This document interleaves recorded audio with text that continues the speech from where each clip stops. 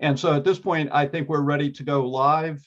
And then we'll go with introductions, and we'll go immediately to the commissioner. All right, you are live and all set. As soon as introductions are done, I will, or as introductions are going, I'll bring it. Great. Thank you very much. Thank you for joining a meeting.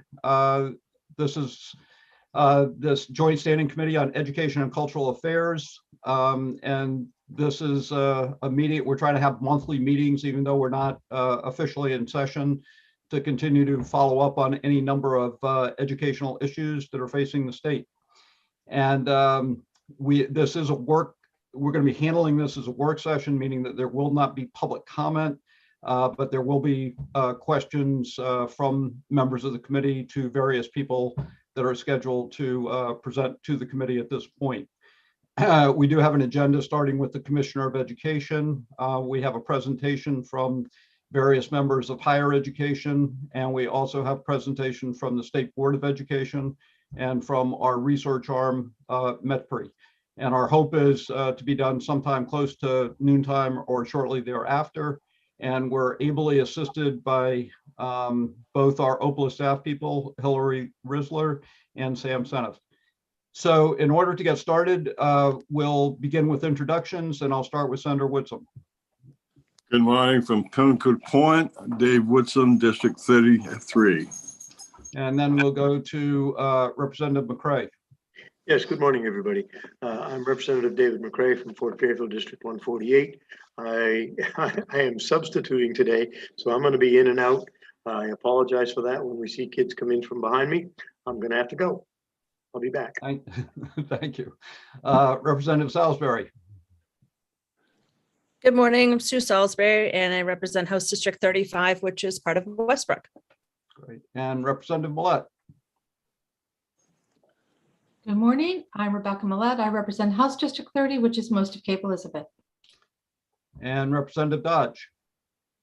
Jan Dodge, House District 97, Belfast, Northport, and Waldo. Good morning, everyone. And Representative Crockett. Yeah, good morning, everyone. Ed Crockett, District 43, coming to you from North Daring, part of Portland. And Representative Roach. Good morning, everyone. Tim Roach, Representative District 7, Wells. Also, like Representative McCray, I'm in school, so you'll see me in and out as we get the class day going here. Thank you, Representative Roach. And I should mention that Representative Stearns did send a text late yesterday that today he has to drive the bus as well as deliver lunches at the school that he's working at. So he is unable to attend, and he just said they are pressed him into additional duty today, and he was not able to make the meeting. So again, that being said, unless there are any other questions from members of the committee before we start, I will turn to Ms. Risler and ask her to let in the Commissioner of Education. And we've asked the Commissioner of Education to join us this morning, Pender Makem. Pender, glad to see you. Thank you for being here. And we just wanted to ask you to be with us today to give your overview of how the school situation is going at this point, how school opening has gone, and any other things that you'd like to add. I noticed today in the paper that the state just got approval for the use of the final round of ARPA money, and you might want to spend a little bit of time talking about the different uses that are going to be seen in schools as a result of that money, and then cover any other topics that you'd like. And if either you can introduce Dan and Chelsea, or they can introduce themselves, and JC. All right, well, thank you so much, Chair Brennan, and it's a pleasure to be here with all of you this morning. I want to assure you that I have worked with Georgette to free up additional time. So rather than having to rush and curtail your questions, I'm able to stay until 10:30 this morning. So hopefully that'll be 10 o'clock. You know, I know. So I think I will. So I have my team here. I think you all know all of them, but we have Deputy Commissioner Dan Shuda and our Director of Policy and Legislative Affairs, Elsie Fortin Trimble. We have J.C. Holmes, who is our Federal Legislative Liaison, and Kelly DeVoe, our amazing Director of Communications. And I think Kelly will be sharing her screen to run the slides that we have to organize our presentation for you.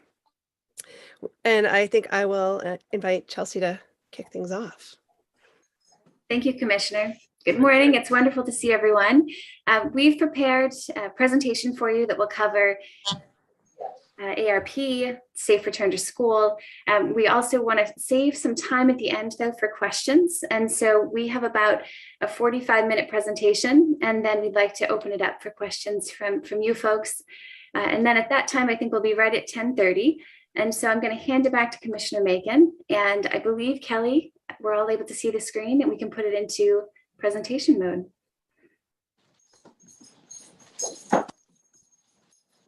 Okay, Cal, I don't think it's in presentation mode at this point. What I'm seeing is the slide deck in tiny version. I don't know about the rest of I don't know about the committee members, but my eyes are definitely not going to see that.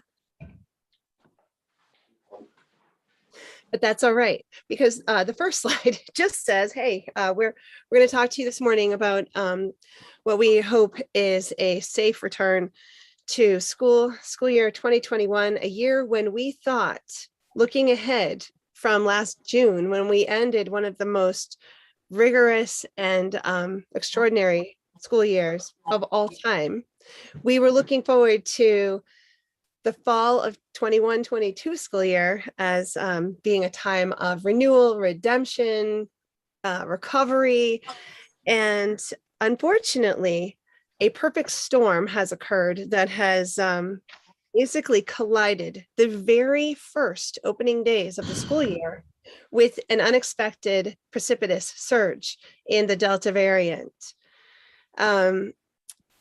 Opening quickly with our strategic priorities, because we are trying in all of our meetings to ground ourselves in those priorities. Can you all see that? No. That's all right. Commissioner, give me just a second. I'm trying to get it in presenter mode. My apologies to everybody. No worries, Cal. So I guess I'll just start by letting you know that as yesterday in our intake form at the Department of Education, yesterday alone, we received 160 school reports of cases of COVID in school settings. For the month of September, we are very close to hitting a benchmark of 1,000 cumulative cases statewide. There are many reasons why the numbers are so large, and I just want to explain that. Number one, of course, schools are feeling right now very overwhelmed, nervous, disappointed, and discouraged. Maybe some of you are feeling the same way, because I think we all have been looking forward to a much brighter start to the school year. And people are just overwhelmed with what's with all the COVID. It's a lot of COVID. They are having many cases. Some of the reasons are as follows. We now have roughly twice the number of students in school every single day.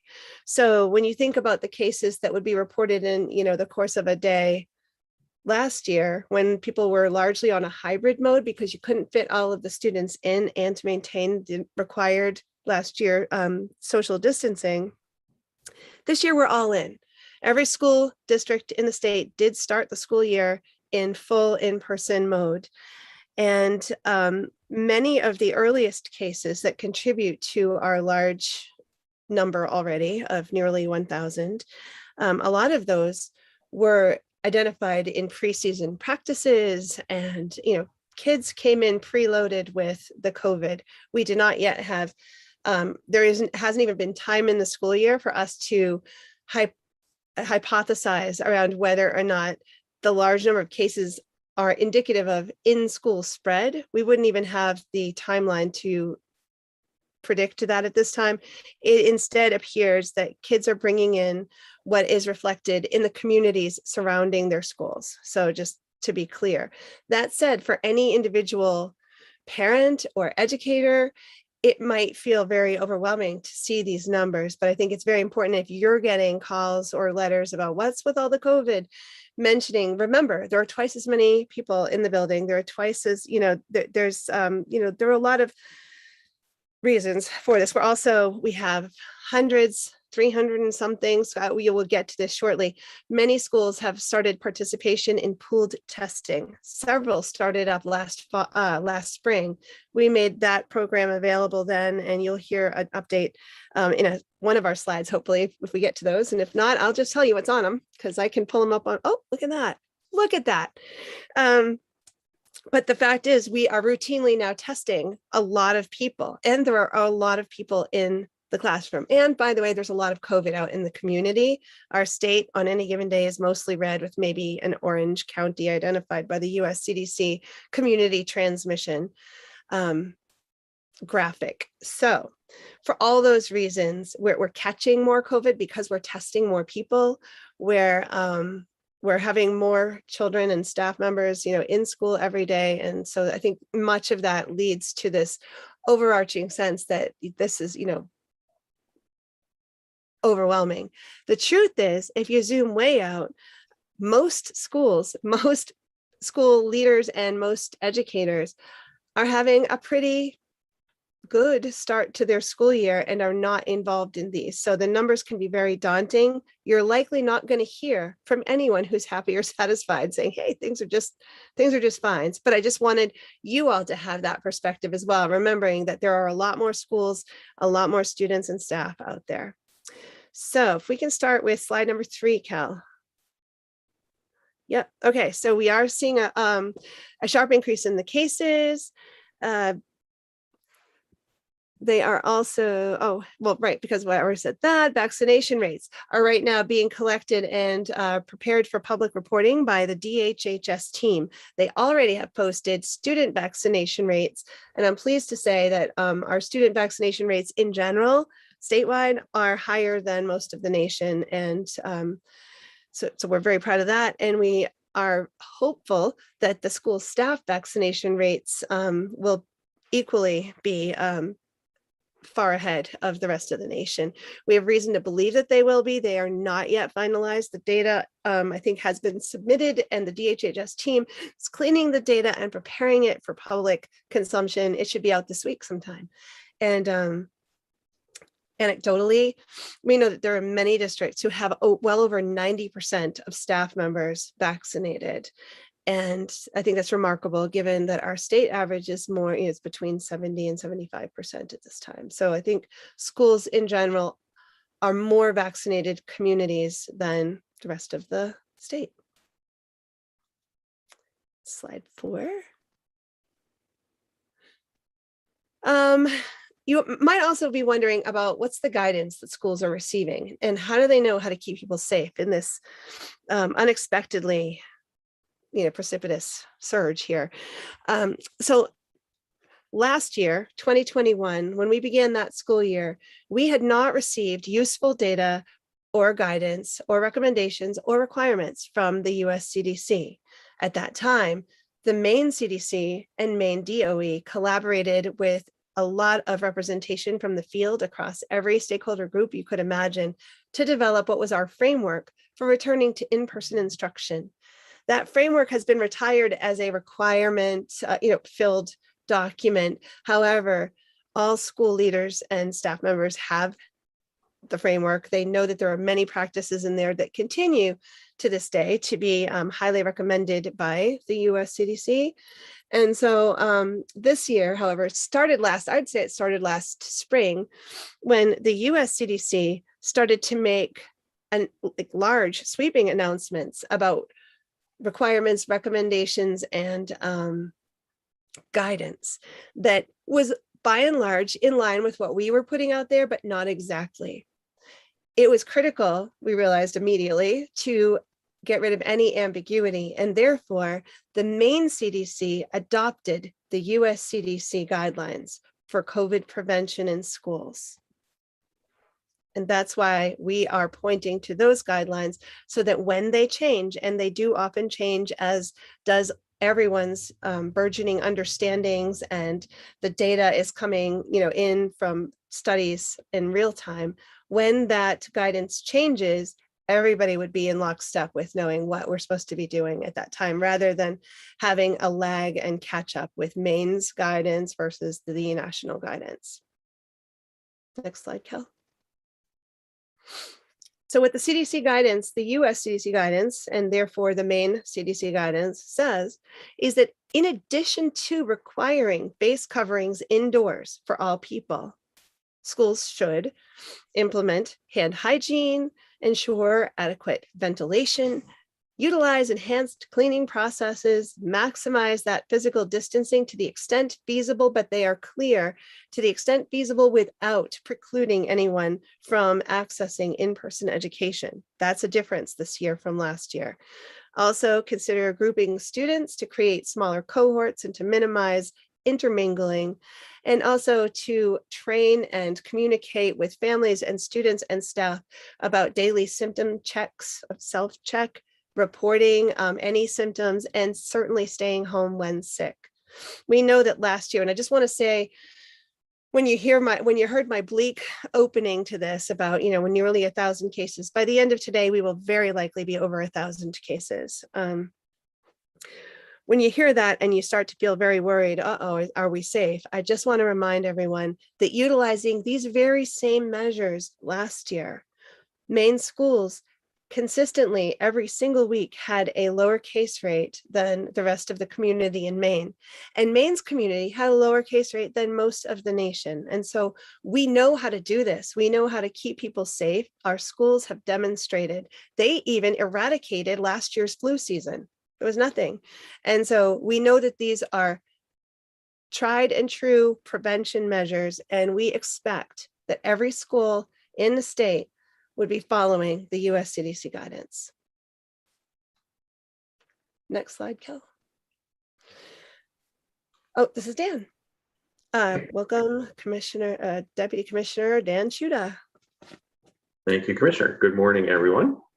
So I'm going to pivot here to the standard operating procedure. This is the second, probably most important document that school administrators and educators have at their fingertips. The first being the document that the Commissioner just spoke about as far as prevention. And this is what happens and what is the required procedures for when there is a positive case and how schools respond to that. It's important to note that the US CDC emphasized, while all of those prevention strategies are important to help prevent transmission, that there was an emphasis on having students in person and weighing out those challenges versus having kids be in school.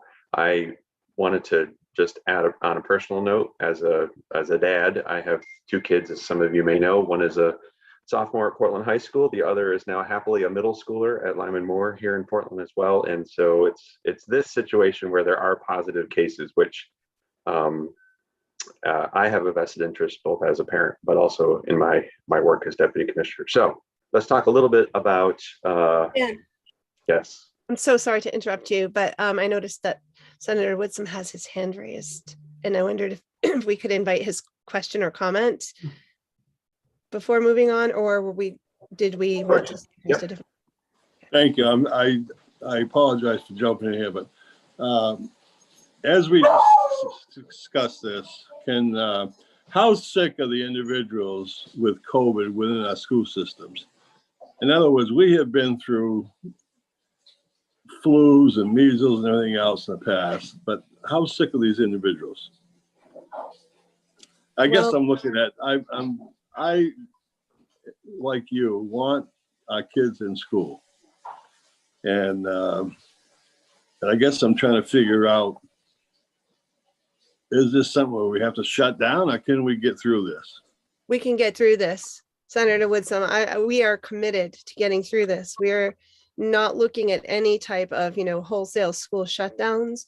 We are working hard with districts to ensure that they have all the information and support they need to strategically and precisely identify the fewest number of individuals possible for quarantine when there is a case or an outbreak.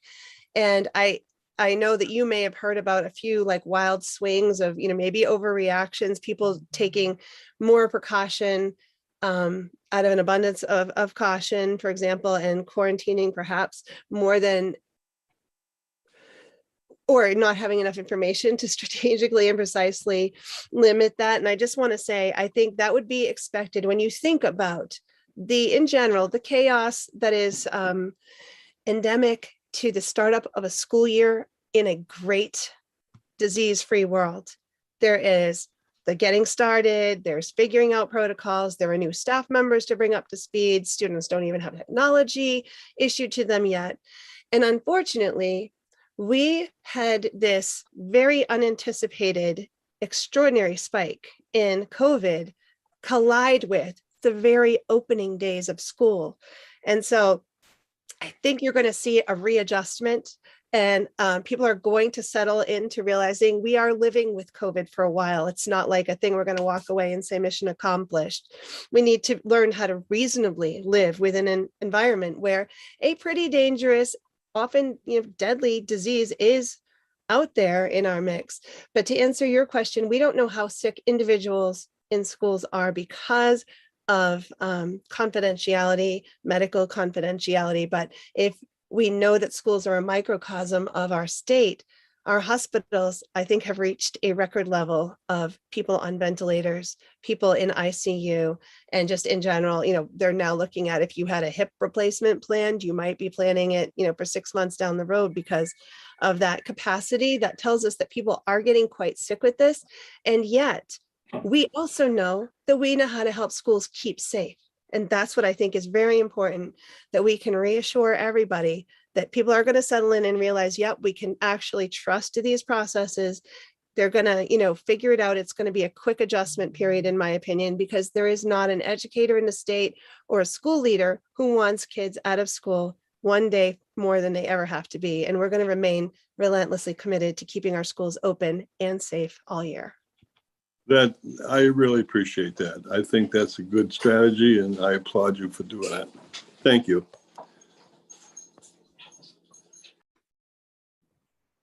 Okay, so SOP, which is what I'll keep referring to this as a standard operating procedure to help schools respond to positive cases. This is a document that was again utilized last year as well, but continues to be updated as the CDC finds information that enables them to make adjustments. We actually just had a very recent update, as a matter of fact.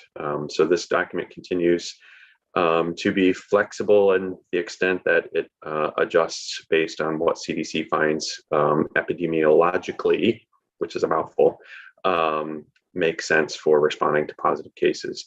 It is a required document. The CDC, as far as their responsibilities related to communicable diseases and response and mitigation, and obviously COVID being one of those. Next slide, Kelly.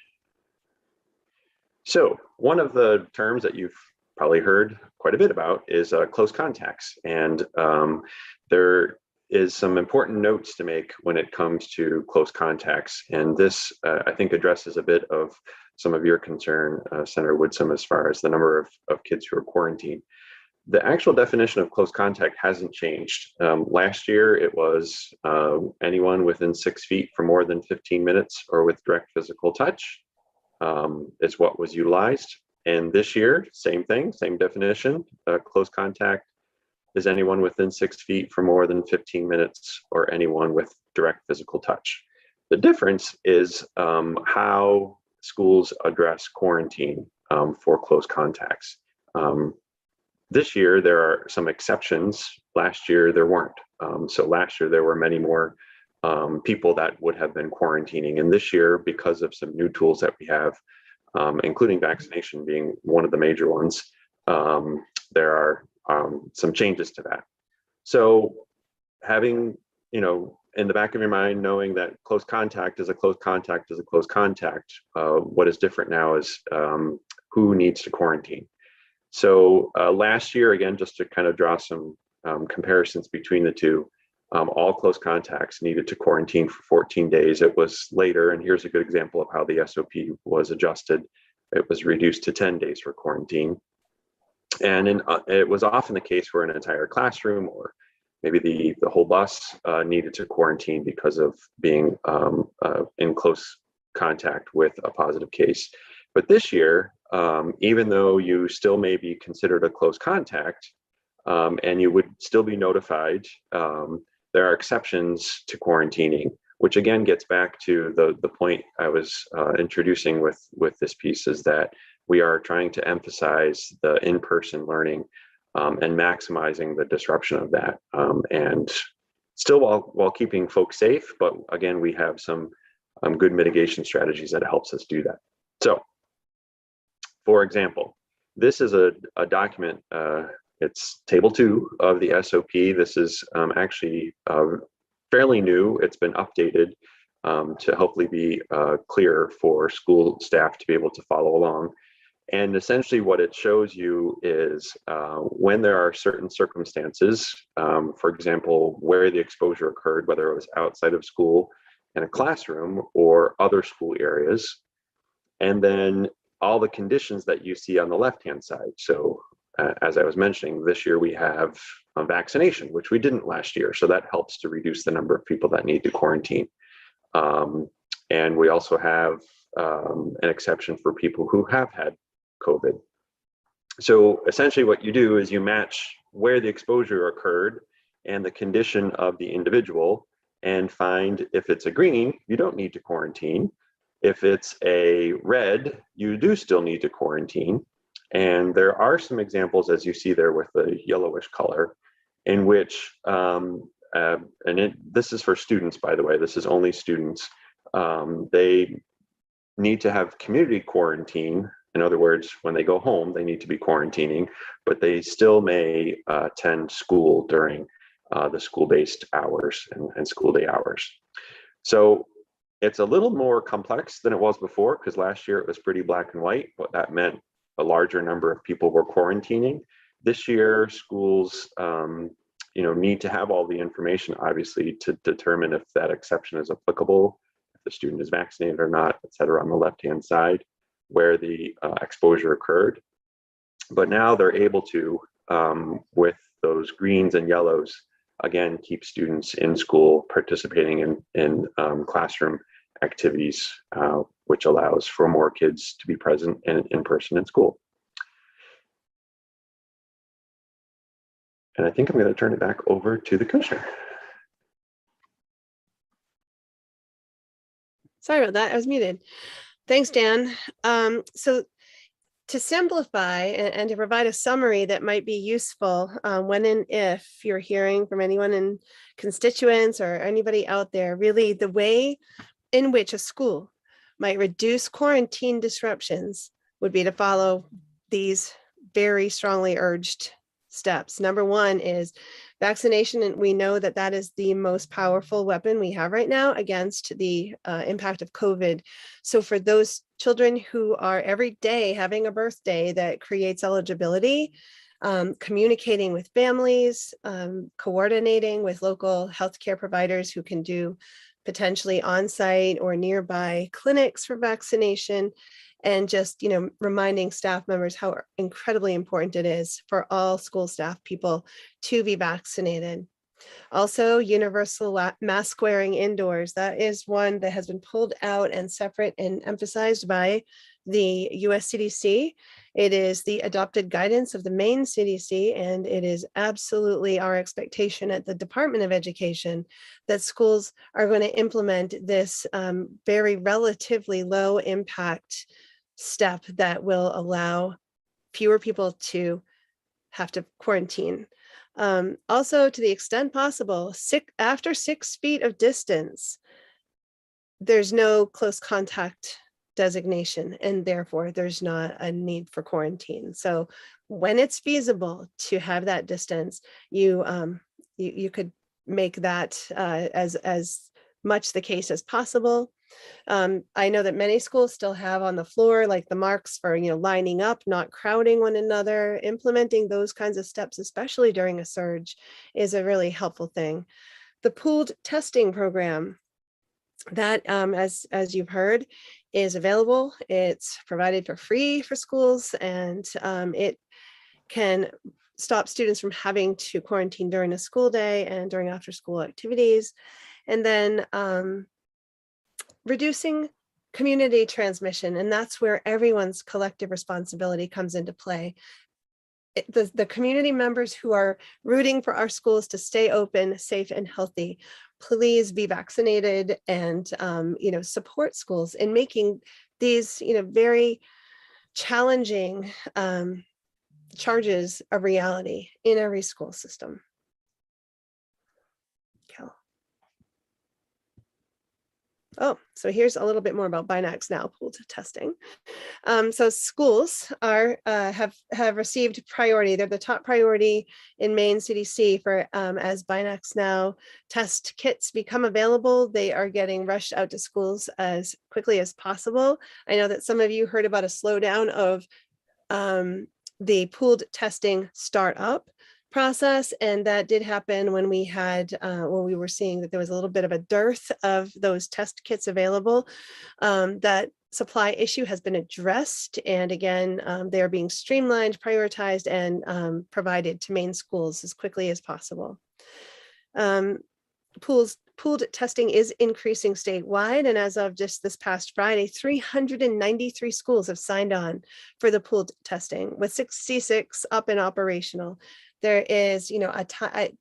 You're probably going to say, how long does it take from signing up to being operational? And it does take a week or two. There are permissions that need to be obtained, and there is some setup for districts, especially who are also requesting the free assistance that can be provided through an agency paid for by Maine DHHS and CDC. So we've apparently run 934 tests and 36 or more, I guess at this point, pools. And there is thus far only a 3.8 positivity rate, which is good compared to the rest of the community. And then, hold on, excuse me one second, everybody.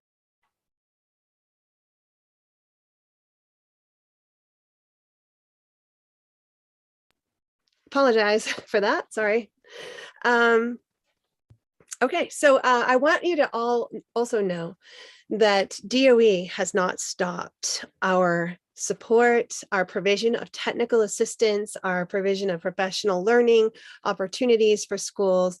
And I couldn't be prouder of our team, who have straight through for now 19 going on 20 months, I think, of this ongoing pandemic, which, while our state of civil emergency did end, the pandemic inconveniently has not yet ended, and our team has not slept really. So they're working very hard to provide schools with a number of resources, and those are going to be described in detail below. So here's just a little smattering of them. I don't think I need to read them to you, but training, support, guidance, professional development, monetary resources, and other resources, procurement, all have been provided at a level of, I would say, that speaks to our deep commitment to making sure schools are well supported to face this ongoing challenge.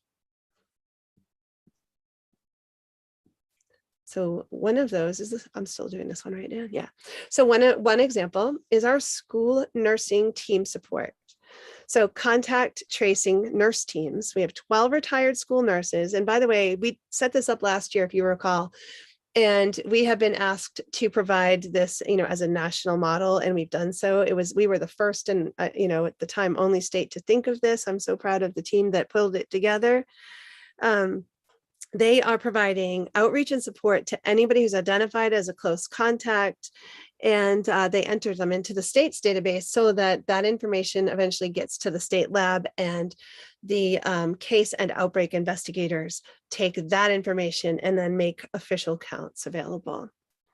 Average daily close contacts in the week of 9/6, that was, 1,866 close contacts. That's a large number. The highest since April. and also our daily hours of support provided by these nurses. That's 292 hours every single day of support are provided to those close contacts. New this year, we're proud to share that we have enlisted the support of 9 nurses who have each been designated to a region. I can't tell you how grateful. I know that our teams in Washington County are especially grateful. They have had a really hard time getting support. And so these nurses are designated to provide superintendent regions with direct support for pooled testing and for contact tracing and for other technical assistance questions that people are having. And I think it's really increased the sense that there's somebody they can reach out to directly and get their questions answered. And also, we're really excited to share that we have a telehealth nursing option available for schools. In places in our state where it's not funding anymore, that's the problem in some cases, at least during the emergency with the federal relief funds, is the lack of qualified humans to provide nursing support to schools. In many places, they have one for the whole district, and yet they have needs in all of their buildings or across different communities in RSUs in rural areas. So the telehealth nursing option is being funded through partnership with DHHS, and schools can augment their existing nursing and school health programs with this telehealth service. And I think you'll hear a lot more in coming days and weeks about this service. And I'm handing it back to Dan. Okay, thank you. So continuing here, some of the other work that is ongoing includes a number of different items. So for our pre-K to 12 education, that includes expansion of our pre-K programs. Again, making some steady progress bit by bit with schools that are expanding their pre-K availability. Pretty soon this fall, we hope to announce some big announcements regarding some additional funds that will help to remove some of the hurdles like spacing as one example for pre-K program expansion. So stay tuned for that. We also have mobile assessment unit, which is bringing psychological evaluations out and about to the far corners of the state. This was something that, again, started during last school year. And so our special education team was able to put together these mobile assessment units, which literally are vehicles with evaluators that go drive around the state to where there's a need, bringing the evaluators to the schools to make sure that those evaluations are completed. Some really great progress and good news coming from our partners and colleagues in CDS. There are I had that number in front of me and I lost it. So I will try to find it again, but we have, here it is. 5 new classrooms opening this fall in areas that needed the additional capacity, and that will mean that it will accommodate approximately 100 students, children in CDS programs this fall. So that's great progress and news there.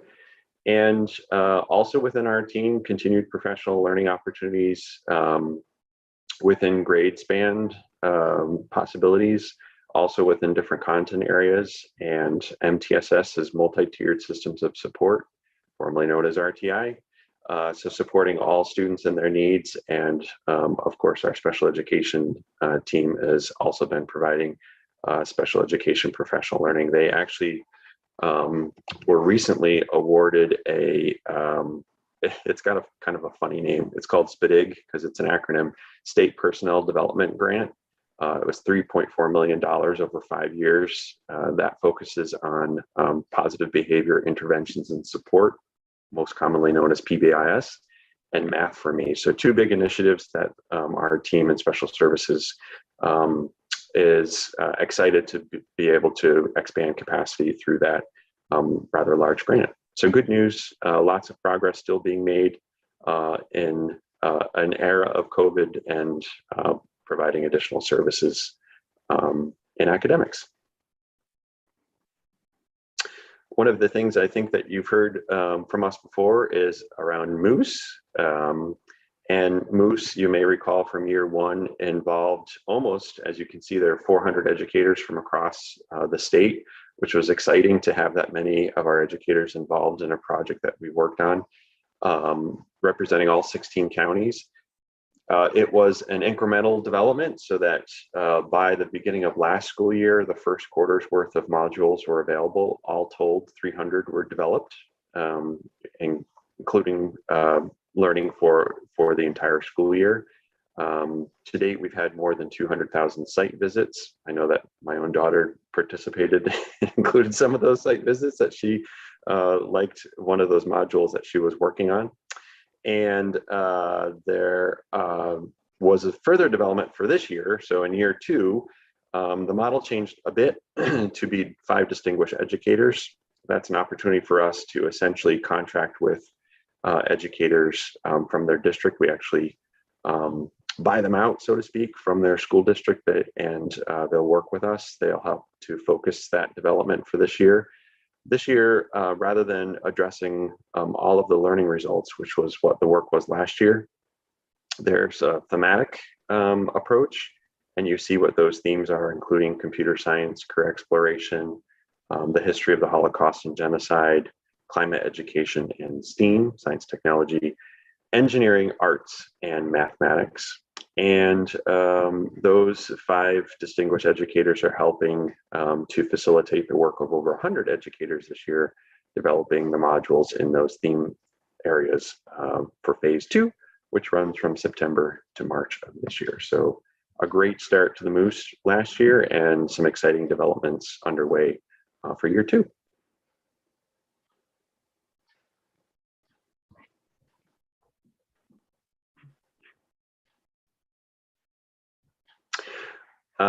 And the same time, part of our Office of Learning Systems has engaged with educators. You see there around 80 educators have been part of ongoing conversations.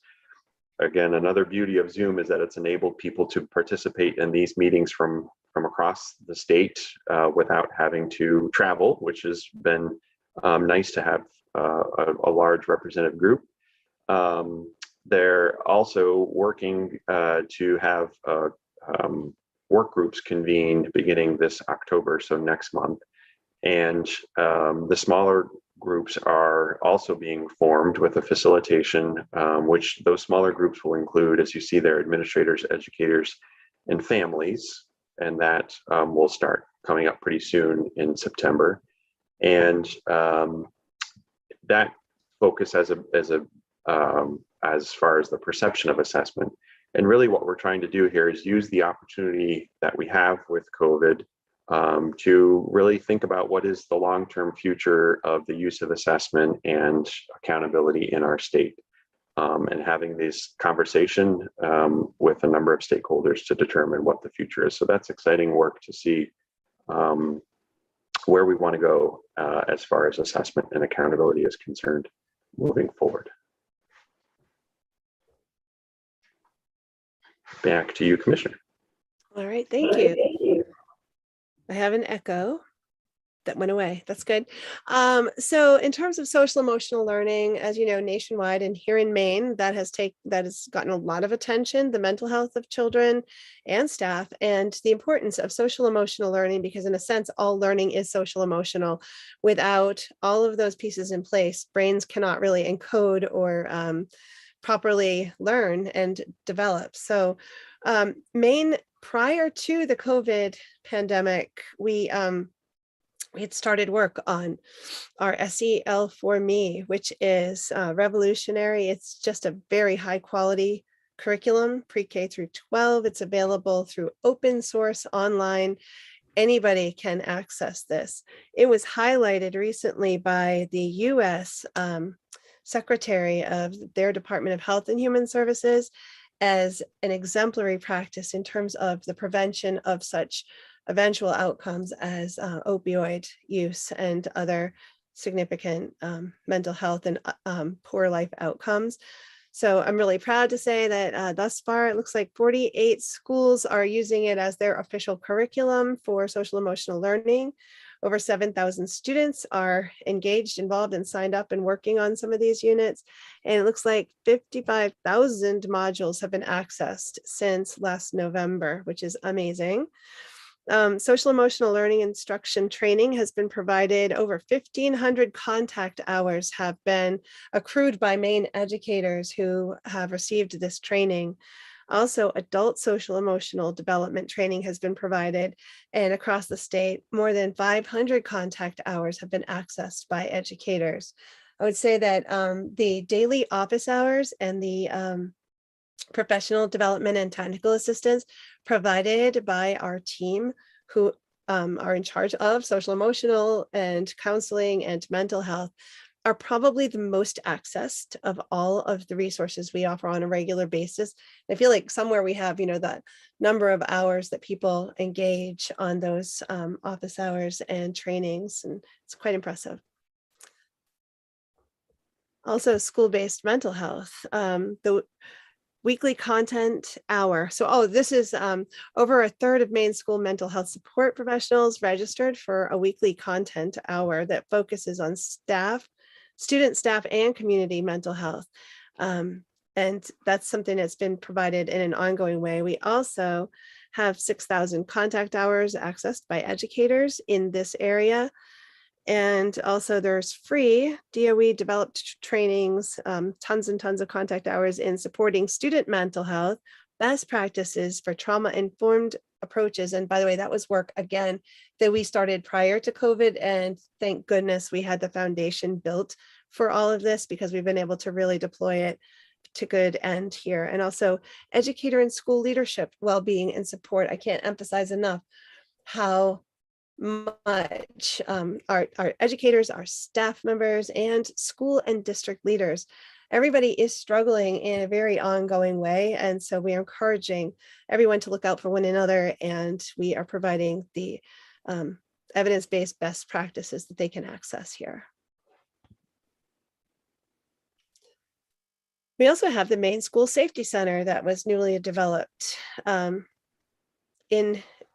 We started again, we did start this prior to COVID, but it is now has been an ongoing resource. We have person protective equipment distribution. That would be the PPE. I can't even read this number. Ooh. And that's okay. It's, like over 7 million items delivered. That's a 0.00. My old eyes are not good for this. There's been ongoing support for development of school-based emergency operation plans, and that includes pandemic planning and preparedness. We developed a school resource officer summit, and the Maine Criminal Justice Academy is now using the training that's been developed by our school safety center team. And in fact, we're providing that training. And what else we have here? Over 10 hours of training focused on all the Academy, SRO Academy officers receive this training that focuses on best practices and supports, including mental health, SEL, relationship engagement, restorative practices, and what the unique developing adolescent brain is all about, driving those most unusual behaviors. And they're also developing an evidence-based behavioral threat assessment program. They're working with school counselors, school administrators, and school public health officials across the state to provide this threat assessment program that is aimed at keeping everyone in the setting safe and keeping individuals who might be considering or posing a real or perceived threat also safe and connected and moving forward. Handing it back to Dan. Thank you. I know that you probably heard a number of stories early in the pandemic around the heroic efforts of both our child nutrition programs and our transportation teams as they were getting meals out to schools, out to students. Though maybe the media coverage of that diminished, I will say that the heroic effort still continued, and we're very proud of the work that they've done. That was due in large part to the federal flexibilities that were afforded by the Department of Agriculture. Those flexibilities do continue today into this school year. But because of those and some of the ongoing work, summer meals were also offered at 650 sites across the state. There was also additional benefits for families. It was referred to as PEBT, electronic benefits, the P being pandemic, as you see there. We collaborated with DHHS to get information about school settings, and that allowed families to receive additional benefits depending on the status of their school. Again, as I mentioned, the Department of Agriculture extended the free meals, which is good news.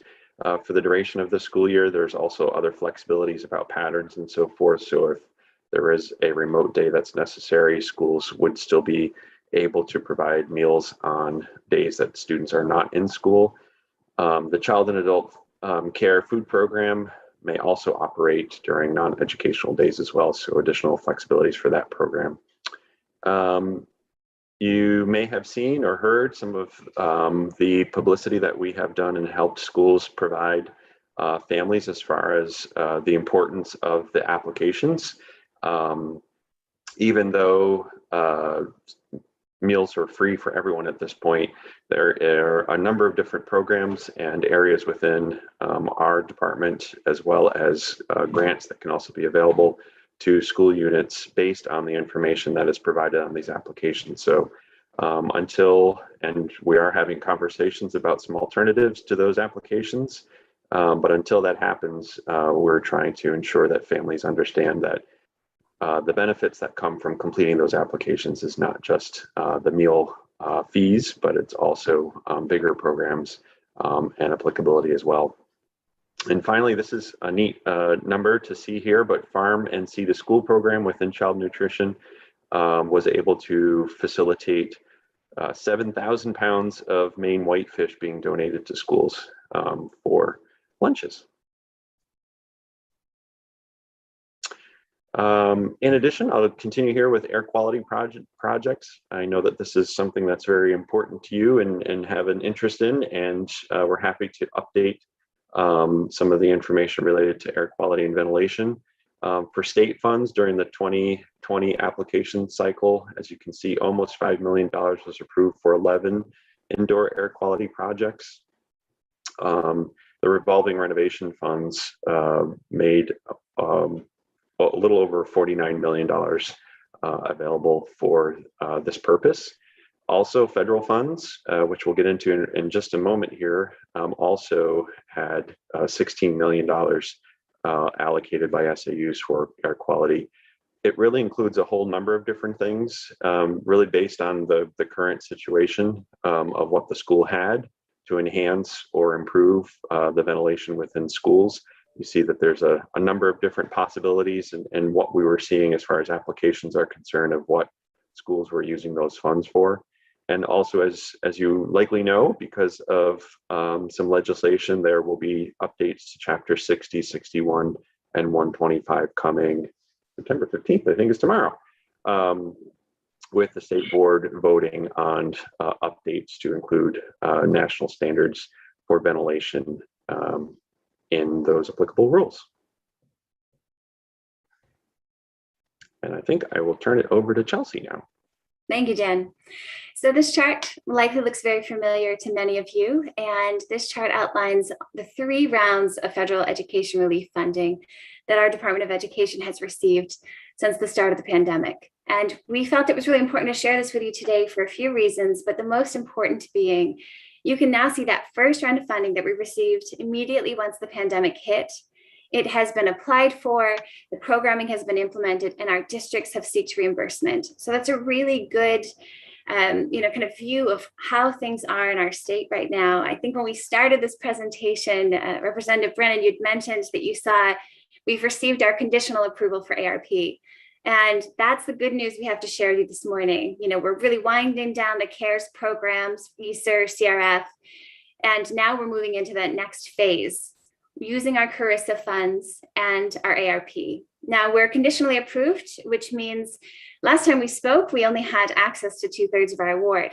We now have full access to our award, and our teams are supporting the field daily. They have weekly office hours and ongoing one-on-one support with superintendents, assistant superintendents, grant managers, and business managers. I want to share with you, though, one really big point of pride for us. Our team saw a lot of air quality and construction projects coming through from districts, as you all know. And the first thing our team did was really try to step back and say, we know how to do this process really well. Our school construction team successfully approves large projects each year. And so our Office of Federal Education Relief, which was established last year, as you know, met with our school construction team and created a really thoughtful review process for these projects. It was so impressive that the U.S. Department of Education asked our team to join them for a presentation to all of the states just last week, where they were able to share our process and the support that we're able to provide our districts to ensure they successfully get approval and are able to quickly implement their projects. Kelly, if we could go to the next slide, please. Now, this next slide really kind of breaks down for you. As I said before, CARES is being drawn down quickly by our districts. They're implementing all of those projects that we told you about last year. And now Carissa is being drawn down. Now, I'm going to send you both of these visuals in a full page format, as well as an Excel spreadsheet, because I know how much all of you really like to dig down into the data. But the highlight we want to share with you this morning is that we're still seeing a lot of funding going towards school construction, air quality, and students and staff support. And so a lot of the items we talked about last year around HVAC updates, staffing, substitutes for when someone's sick, all of those things we're still seeing, but we're seeing some shifts. And so we're seeing shifts at the community level. And as many of you, I'm sure, heard or engaged in those conversations, our district office leaders were engaging in stakeholder conversations throughout the past several months. And this will continue to be an iterative process. If a district really sees a shift in need, they immediately can just call up our Office of Federal Relief and say, hey, I need to make a change. I now have this priority that is in an entirely different allowability bucket. And our team within 24 hours can open that up for them and get them that approval so that they can shift to meet that community level need. I think that's something that is really important and also speaks to the staffing of our Office of Federal Relief over the past several months. Kelly, if we could go to the next slide, thank you. Now, the last portion of our presentation today that we want to touch on is the report backs. As many of you know, we had a very full session last year together where we talked about many important topics, and the bills that were successful, many of them included report backs, where experts from the Department of Education and the field will work collaboratively together to bring you information as you go into your next session. Now, when the session ended just a few short weeks ago now, we immediately met with our directors and we looked at every bill that was successful that included a report back assigned to the Department of Education. And we also pulled out the list of 28, all of the annual reports that are required. With approximately 50 report backs, our first step in our process was to look at those requirements, to look at what you're looking to receive from us and say, okay, let's prioritize them. Let's assign them to the appropriate office within the Department of Ed, and let's ensure those that we're prioritizing in this time are aligned with our DOE strategic priorities. Now, at the beginning of our presentation, we had those strategic priorities outlined. If you were to go to this webpage, Kelly, I'm not sure that we'll be able to successfully pull it up, but if we do, what you'll find there is basically a very long webpage that shows you a key at the top. And if the bill or statutorily required annual report is aligned with DOE priorities, it's highlighted in green. That means it's something that aligns with our vision for education in Maine. If it's highlighted in yellow, that means it does not align with the DOE priority. Now, we have been working with, as I said, directors and their teams across the floor now for over a month. We have work plans for many of the report backs. And most of our directors are well underway getting the work groups together, inviting folks to join our upcoming conversations. And I'm looking forward to, in the coming months, giving you more status updates for each of those report backs. Now, we want to leave time for questions. And as we said on the outset, Commissioner Macon was able to shift her schedule a bit. And so we have about 20 minutes remaining for questions. And Chelsea, thank you very much. We appreciate it and appreciate the presentation. Commissioner, thank you again for being here and for having your staff.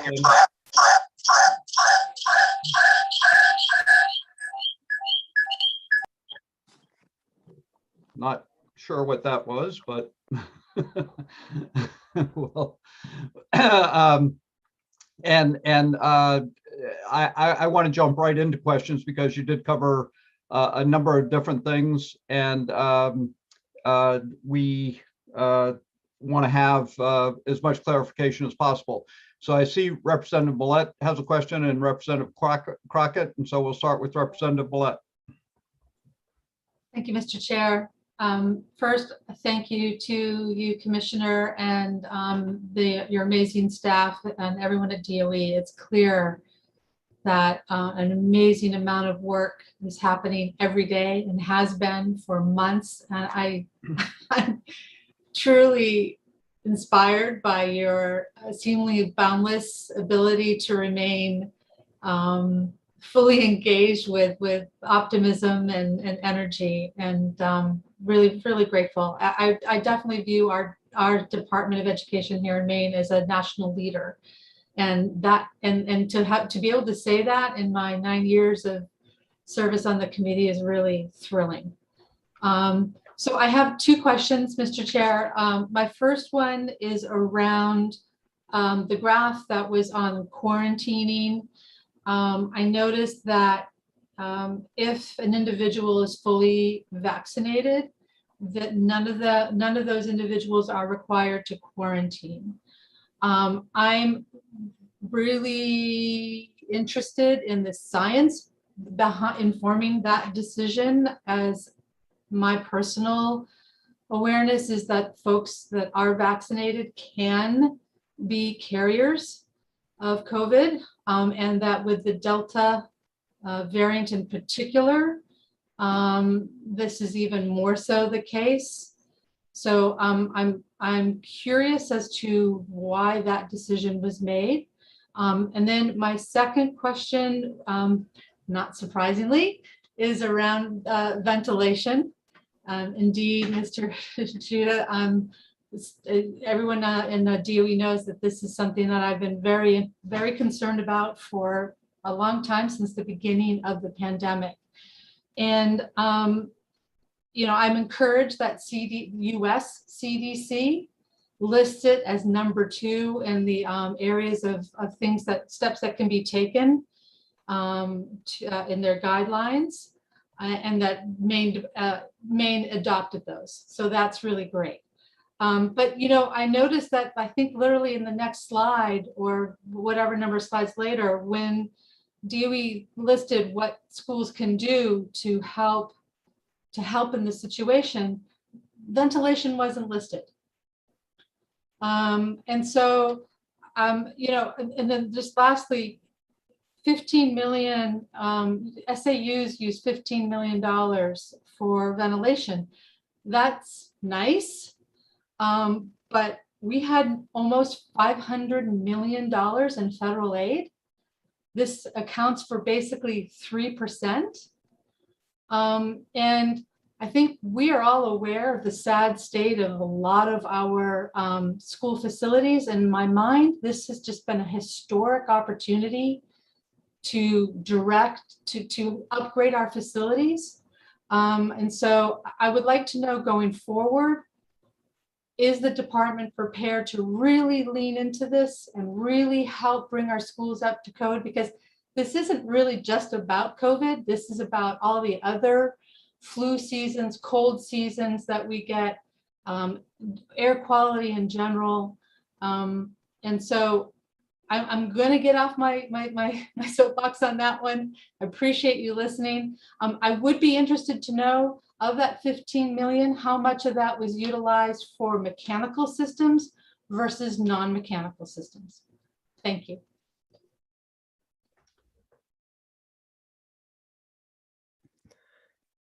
As for your first question, Representative, we would leave that response to the public health professionals who made that decision. I do know it's not an uncommon one, and this is related back to the vaccinated people not having to quarantine.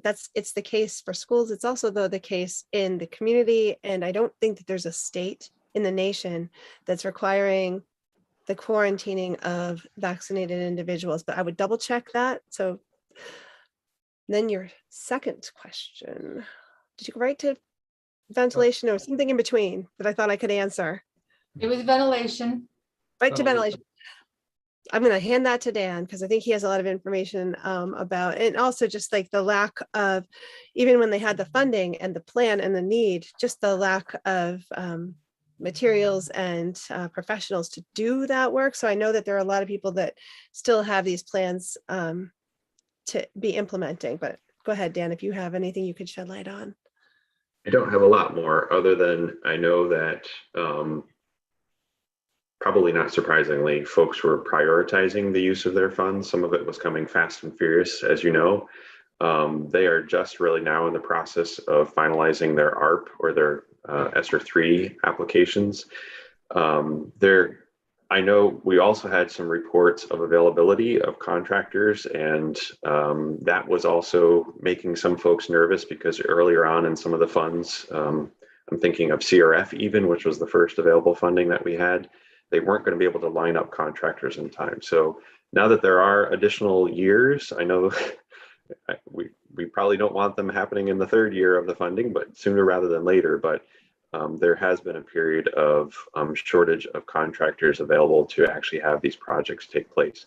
Hoping that will kind of ease its way out, kind of like, you know, the grocery store shelves were empty for a while and they're starting to fill back in again. Similar situation here.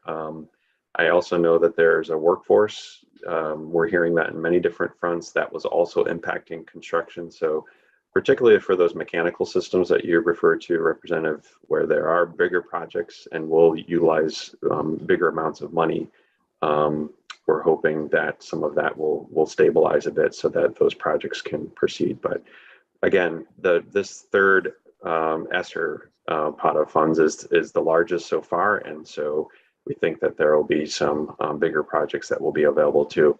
And as Chelsea mentions, the construction is kind of the category that this often will fall under, depending on the size of what the project is. And our team has worked out a good process for making sure that it's an allowable use through federal US DOE guidance on what is allowable for these. But I think there's some good possibility there. I think then with partnership with our colleagues with the facilities directors, having these conversations and promoting the use of that for these purposes, I think the stars are aligning well for more projects in this category.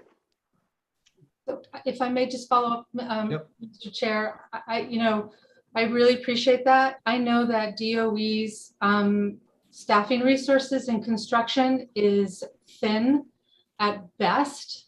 And I'm disappointed that we haven't kind of leaned into this and provided the kind of resources to this issue like we did with that amazing rollout for connectivity, right? Where we interacted, we had a really highly effective group of people working together.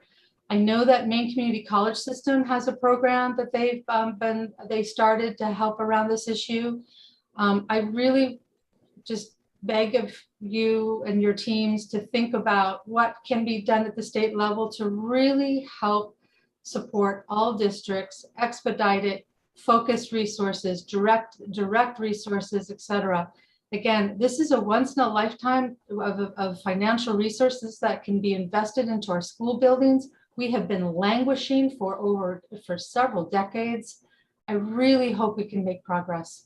I will shut up now. I could just add a little bit.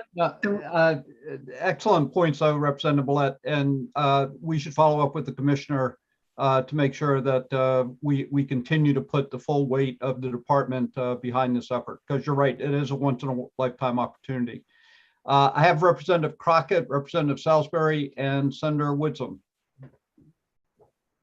Thank you, Mr. Chair. Before I jump in, I know Ms. Holmes started to add something to that last conversation, and I would love to hear what you're going to say.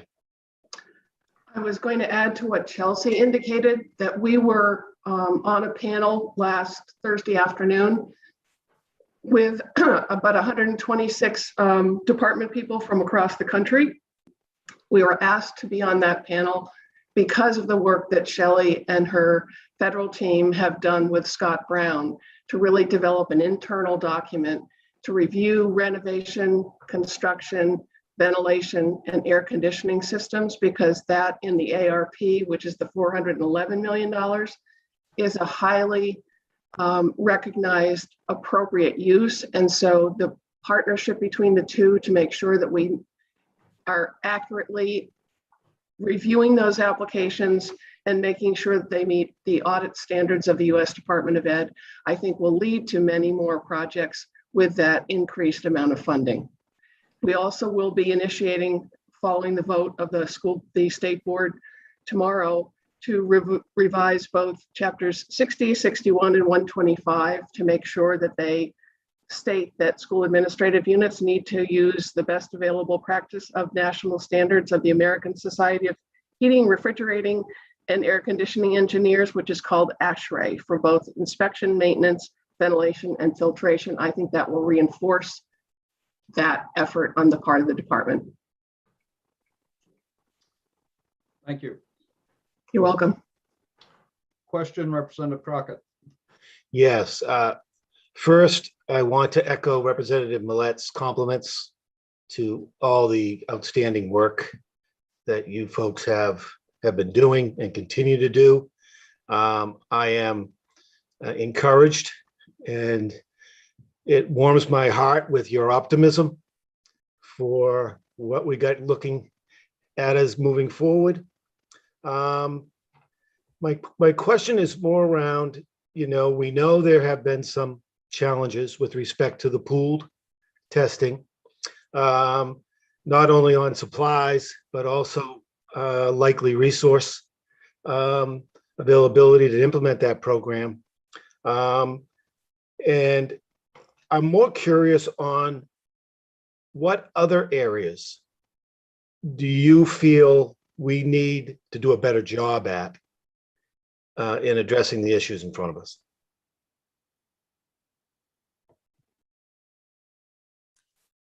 Well, in the case that you just described, all of those challenges are truly there.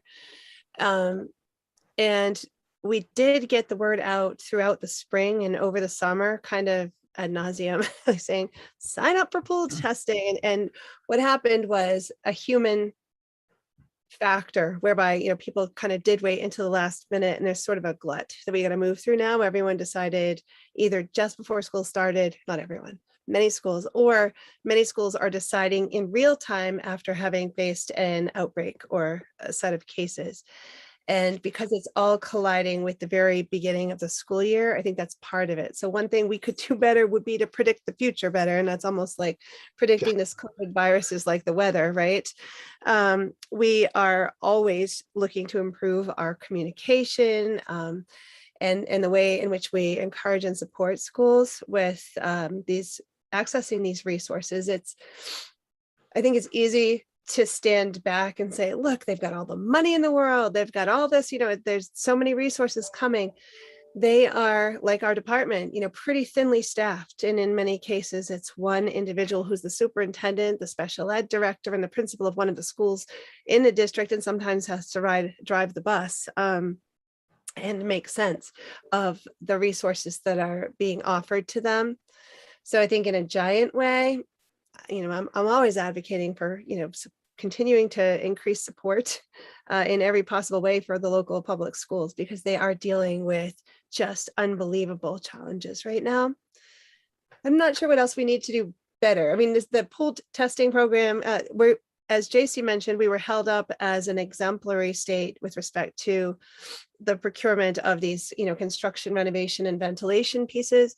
We've also been held up as an exemplary state around the pooled testing program. That said, we're trying to offer such a soup to nuts experience. Here's the funding, here's the tests, here's how to do it. Here's the letters are already drafted that you can send to your community.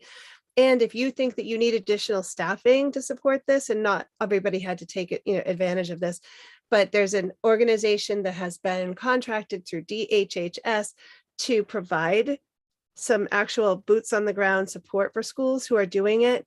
That does take time. They have to recruit the people, train the people, and get them through the fingerprinting and credentialing. And so for those districts who are holding out, they don't want to start without the additional actual staff support, which is not a necessary component, but you might argue for these very beleaguered, strapped districts, it might be.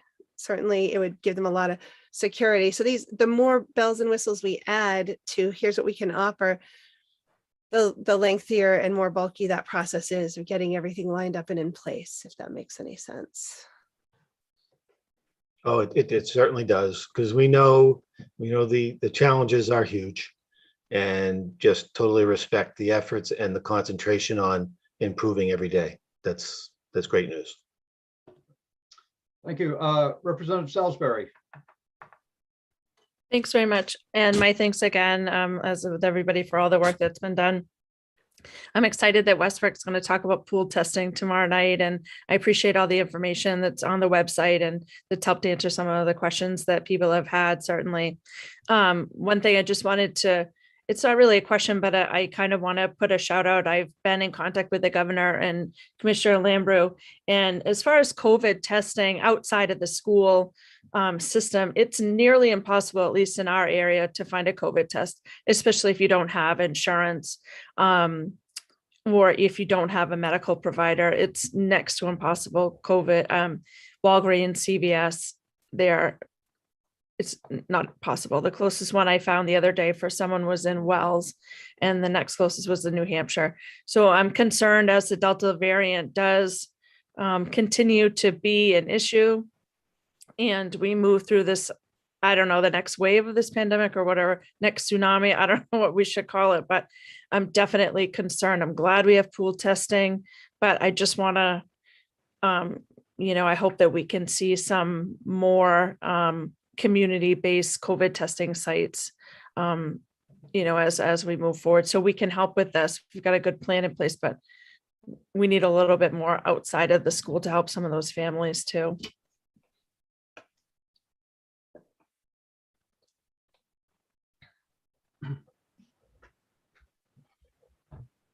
So, Commissioner, did you want to respond to that, or I know it's a little bit more of a statement from Representative Salisbury, and I think we all agree that there should be more testing available.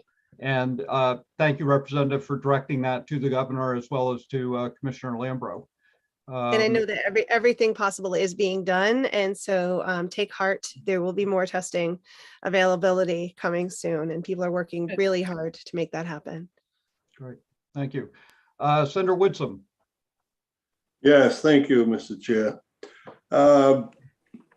Do we know, one of the concerns we had last year, and I think we're going to do a study on it, but do we have any results on the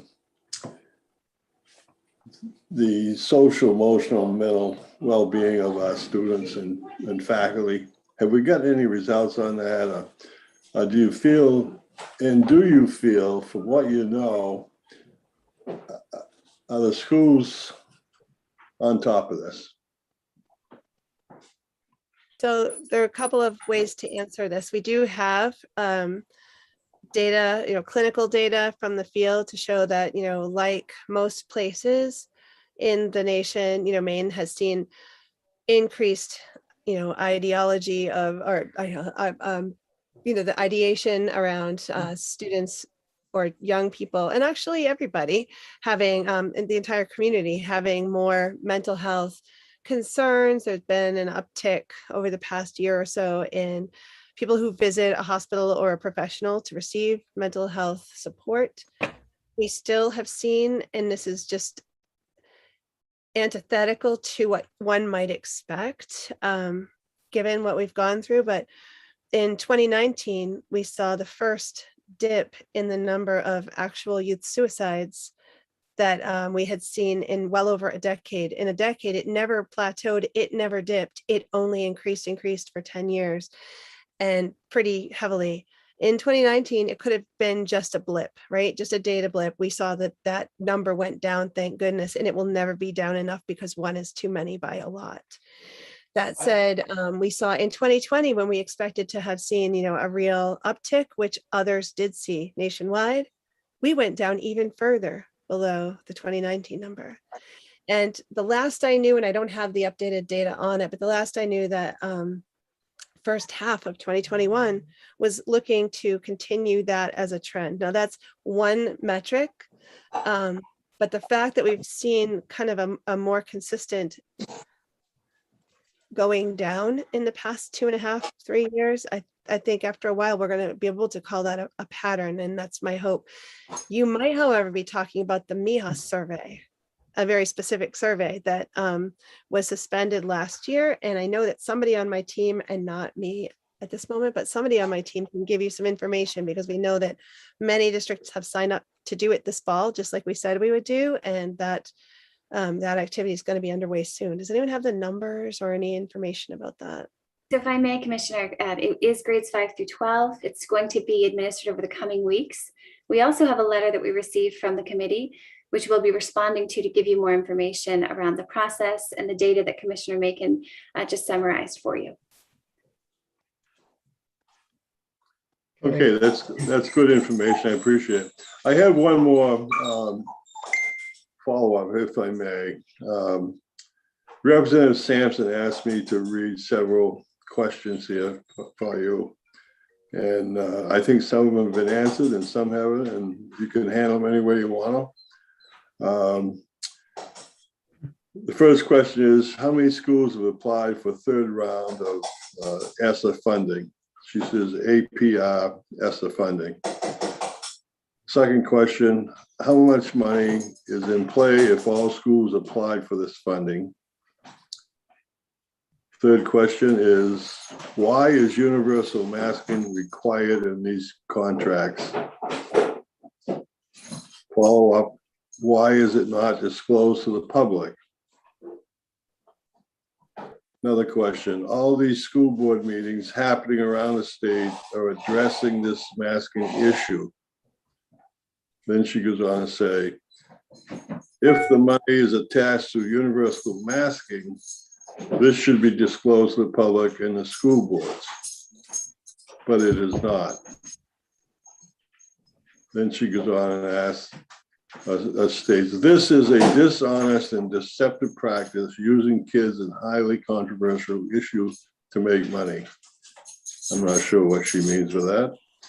And then finally, there is a name for a practice that uses people to make money. This is very disturbing. Again, this is Representative Sampson's question. So I'm just going to leave it there for you guys. I think Chelsea has already started texting somebody who can give the answers in terms of how many districts have currently applied for the ARP or ESSER 3 funding. We know that all of them will qualify for some of that funding, and in total it is 90% of $411. So if you want to do some back of the envelope math, that's how much we will be providing to local school districts. And the statewide efforts will be 10% of that, so $41 million. And that will be supporting over the course of 3 years, the statewide efforts toward mitigation of this COVID impact, and particularly to foster what we call a whole student approach to education. Chelsea, did you? I have an answer. Thank you, Commissioner. As of this morning, there are approximately 50 applications that have been received by our team at the DOE. On September 29th, all districts will have applied. So when we come back and do another monthly update, we'll have more information to be able to share with you around some of those plans. But as of today, it's approximately 50 school districts that have applied.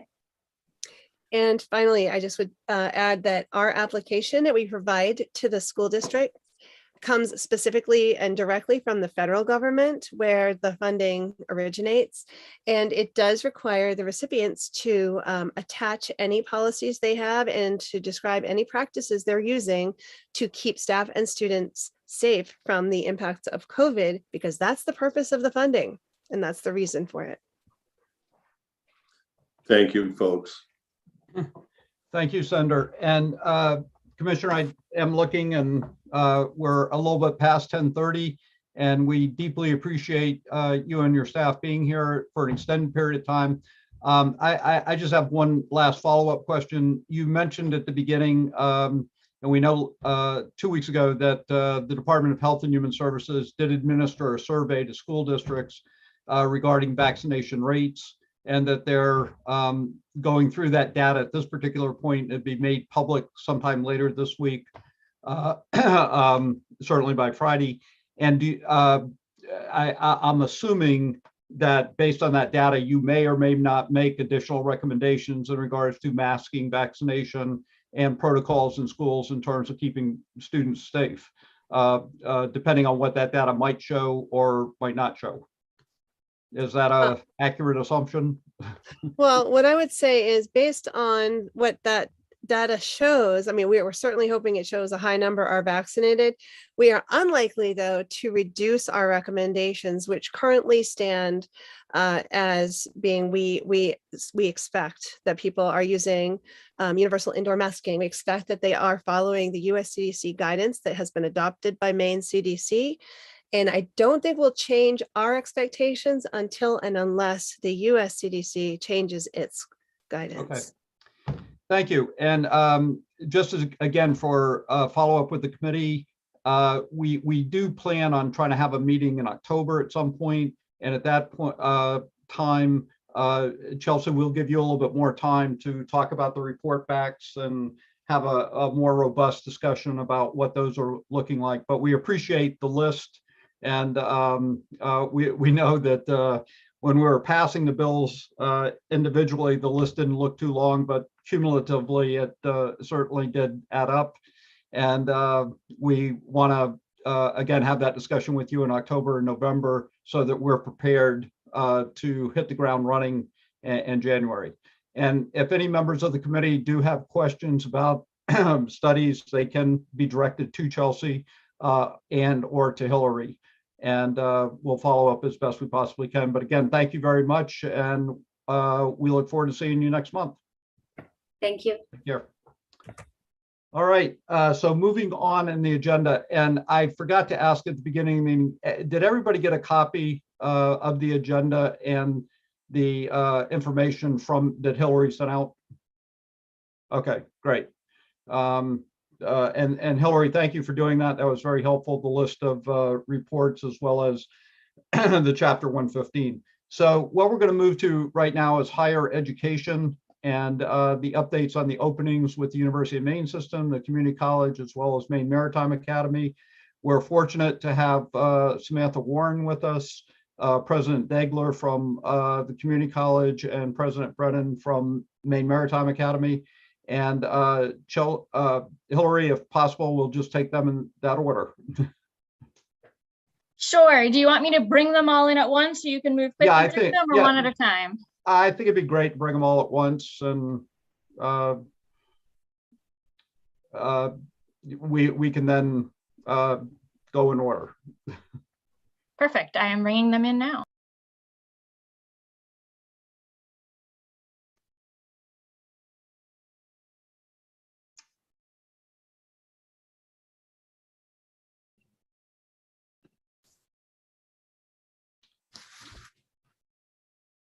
So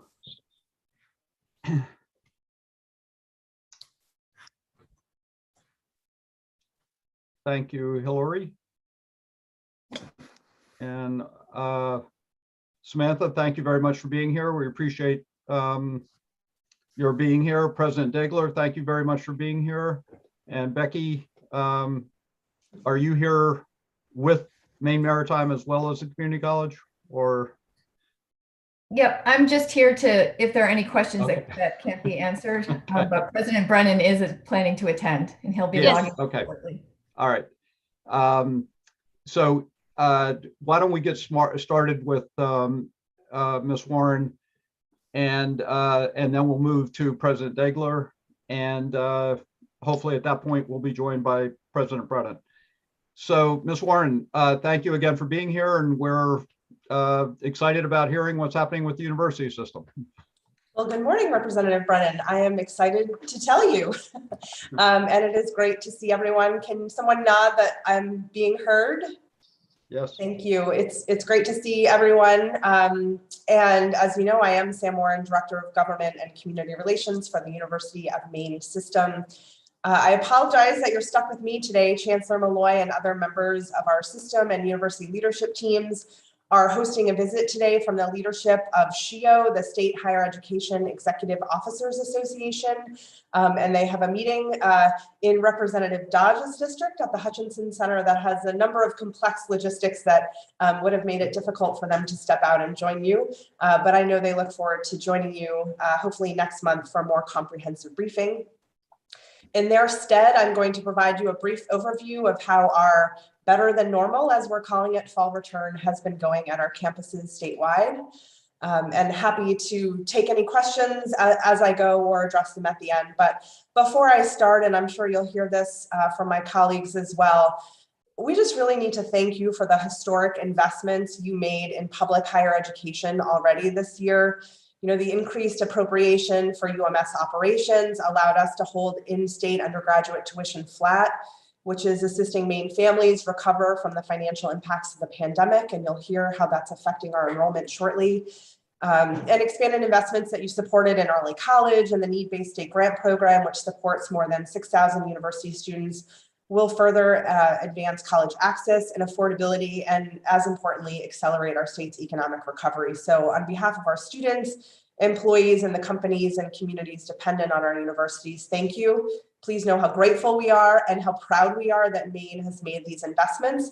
And we're really excited to see what we do together next year. You've set a high bar. I'm just going to talk briefly about our fall reopening. As I said, as you know, I think this summer, following the advice of our system's Science Advisory Board, as well as other state and federal public health officials and medical experts, as well as university leaders, and feedback from our students and their families, including those who are immunocompromised or who have loved ones who can't be vaccinated. Our system led Maine public institutions in implementing a COVID-19 vaccine requirement for all students who wish to participate in on-campus activities this fall. Our requirement at the UMS is generally consistent with that of most other Maine colleges and universities and hundreds of public and private post-secondary institutions across the country. However, our policy is somewhat distinct from our public peers here in Maine, because in addition to recognizing a medical exemption and one for individuals who are accessing their programming entirely at a distance, we do allow exemption for students who attest in writing to a sincerely held religious belief that is contrary to our vaccination requirement. U.S. federal courts, up to Supreme Court Justice Amy Coney Barrett, have explicitly cited the provision of religious exemptions like ours when upholding the legality of Indiana University's similar vaccine requirement, and that is why we chose as a public institution to implement that. However, to date, more than 22,000 university students and employees have verified their vaccination status with us. This reflects about 95% of our residential student population. This is the students who are living in campus housing. And about 80% of our total in-person population. This is the students and employees who we expect to be on campus this fall for at least one course. The deadline for our students to provide verification that they are fully vaccinated is October 15th. We continue to offer on-campus vaccine clinics to make it more convenient for members of our campus communities to become immunized, as well as lots of education and outreach. We are continuing weekly asymptomatic testing, and this is required for anyone who is not fully vaccinated, regardless of their exemption status, but it's also available at no cost to anyone in our campus community who is vaccinated but wishes to get tested. What's exciting is that we have our own testing partnership. We actually do the testing on our campuses, and then the results are analyzed in a lab at the University of Maine in Orono. And so our turnaround time is usually well under 24 hours, which allows our university's contact tracing program to quickly get to work in the event, the rare event of positive cases. It's really an impressive operation, and on behalf of the Chancellor, I do want to publicly thank the countless university employees who are working literally around the clock to support our safe operations, and our students who have stepped up to keep themselves and each other safe. I was talking with the student health director at USM last week, and they had a few positive cases at campus. And you can imagine if there is one positive case in a class, we can consider everyone in that classroom to be a close contact. So you can imagine the complexity of the contact tracing that we as a system are responsible for doing. It is not handled by the state or any other parties unless it constitutes an outbreak, which we've not yet had. Additionally, masking is now required in indoor spaces for all students, employees, and visitors, regardless of their vaccination status. That's something we will revisit at the end of the month and keep updating that requirement as appropriate. We also continue to conduct wastewater testing at our campuses whose sewer systems support this. We are proud that our campuses continue to be among the safest places during the pandemic, with positivity rates well below the state's average. In the last 14 days, we have had 25 positive tests through our university testing program, and we continue to make investments to mitigate the virus spread. For example, the University of Southern Maine is housing some students in area hotels to reduce residential hall occupancy there. And you can imagine that's a great expense, but an investment we feel is important to keep our students safe. Together, these proactive science-based public health safety measures are allowing us to stay safely together, to teach and learn, research and work, and enjoy the social experiences that make college so special. And for those of you who have had the fortune of being on a college campus this fall, there is an incredible energy and activity on our campuses. When I visited UMaine a couple of weeks ago, I was thrilled to not be able to easily find a parking spot. It's funny the things that the pandemic has changed our views on. And we have a great story here at the University of Maine system. Despite enrollment decreases nationally and even among fellow post-secondary institutions here in Maine, we are proud that our enrollment this fall is strong and in some cases record-breaking. The number of first-year undergraduate or undergraduate transfer students is up slightly when compared to last fall, with more than 6,000 new students across UMS universities. The incoming class at the University of Maine is the second largest in the flagship's history. You all know the demographics of Maine and the challenges of the pandemic. That is simply incredible. While overall undergraduate enrollment across the system is down slightly from last fall, overall enrollment is essentially flat. And this is thanks to great growth in graduate enrollment. Our graduate headcount is up more than 10% from last year and more than 30% from 5 years ago. And I don't know if Representative McCray is still on, but he will be happy to hear that the University of Maine at Presque Isle is on track for record enrollment. And I know Representative Brennan will be happy to hear that so too is the University of Maine School of Law. Given that attracting talent to Maine is a key component of the state's 10-year plan, I'm also pleased to let you know that the enrollment of students from out of state is at an all-time high of more than 7,000 students across the University of Maine system. This is up about 9% from last year and 25% from 5 years ago. Why? Well, lots of reasons for this, and you're a part of it. As a reminder, the cost of attendance at the University of Maine, which enrolls the largest number of out-of-state students, is the lowest of any flagship in New England. And the average debt load of graduates of our public universities is 17.4% below the average for graduates of New England four-year public institutions. In addition to our affordability, which you have supported, and our reputation for quality, which our faculty and staff support, Maine's leadership and that of our own system in managing the pandemic is clearly contributing to our enrollment success story. And no doubt the experience of American workers, as well as future labor market projections, all of which reinforce the increasing importance of a bachelor and even advanced degrees to social mobility, are also important factors to our enrollment. We look forward to giving you a more comprehensive enrollment and some of these numbers on paper following the fall census in mid-October. I'll close with a couple of other updates of relevance to you all and interest.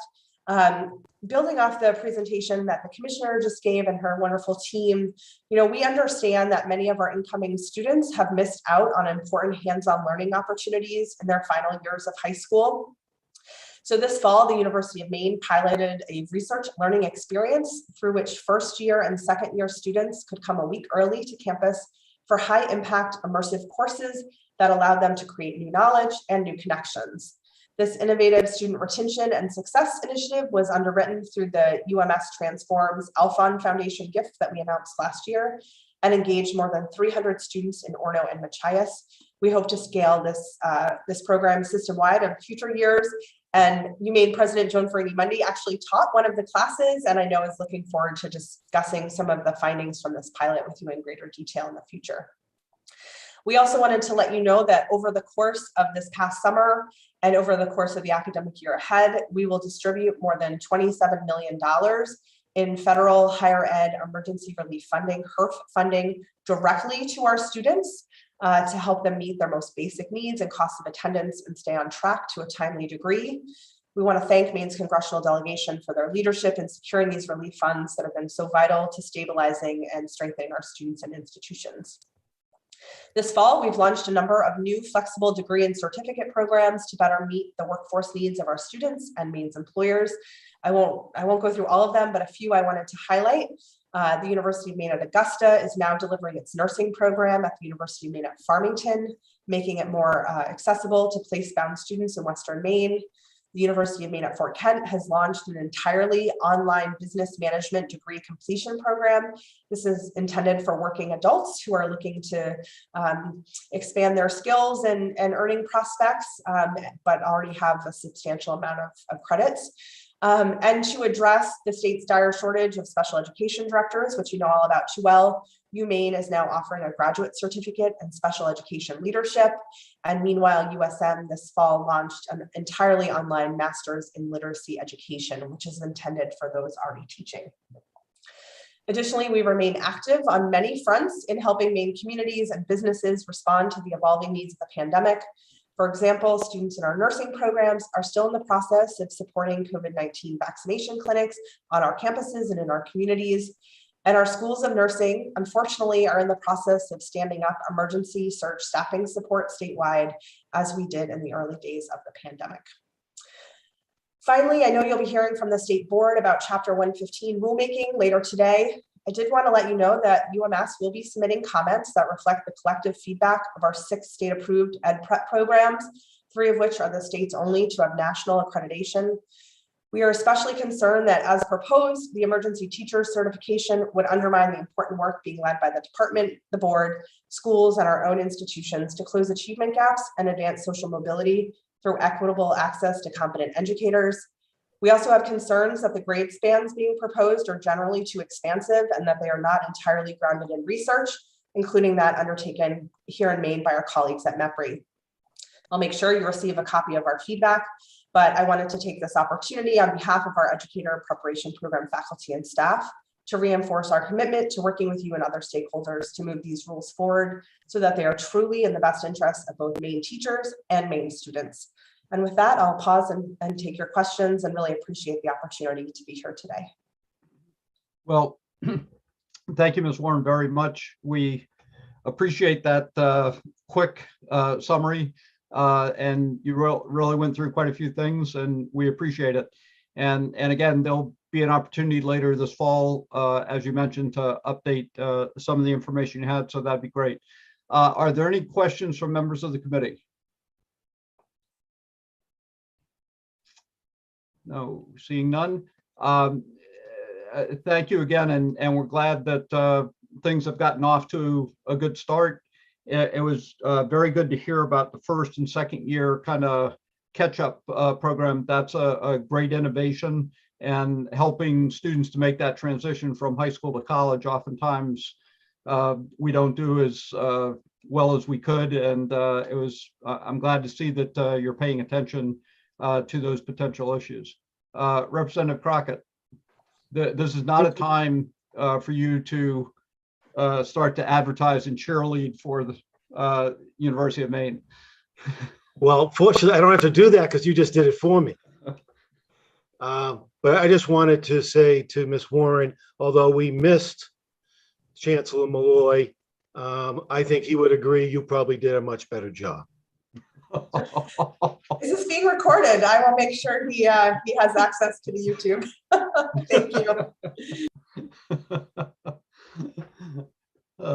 Thank you, Representative Crockett. Okay. Seeing no other questions, we do have President Degler with us.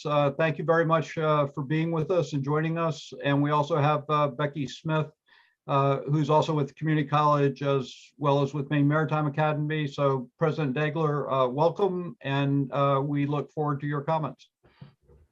Well, thank you, Chair Brennan. And so the committee knows, I too will pass on the quality of Sam's report back to Chancellor Malloy so that he hears that time and time again. Well, I'll pass that on. Okay. I do also want to echo Sam's thank you for the support that has come through the legislature this year.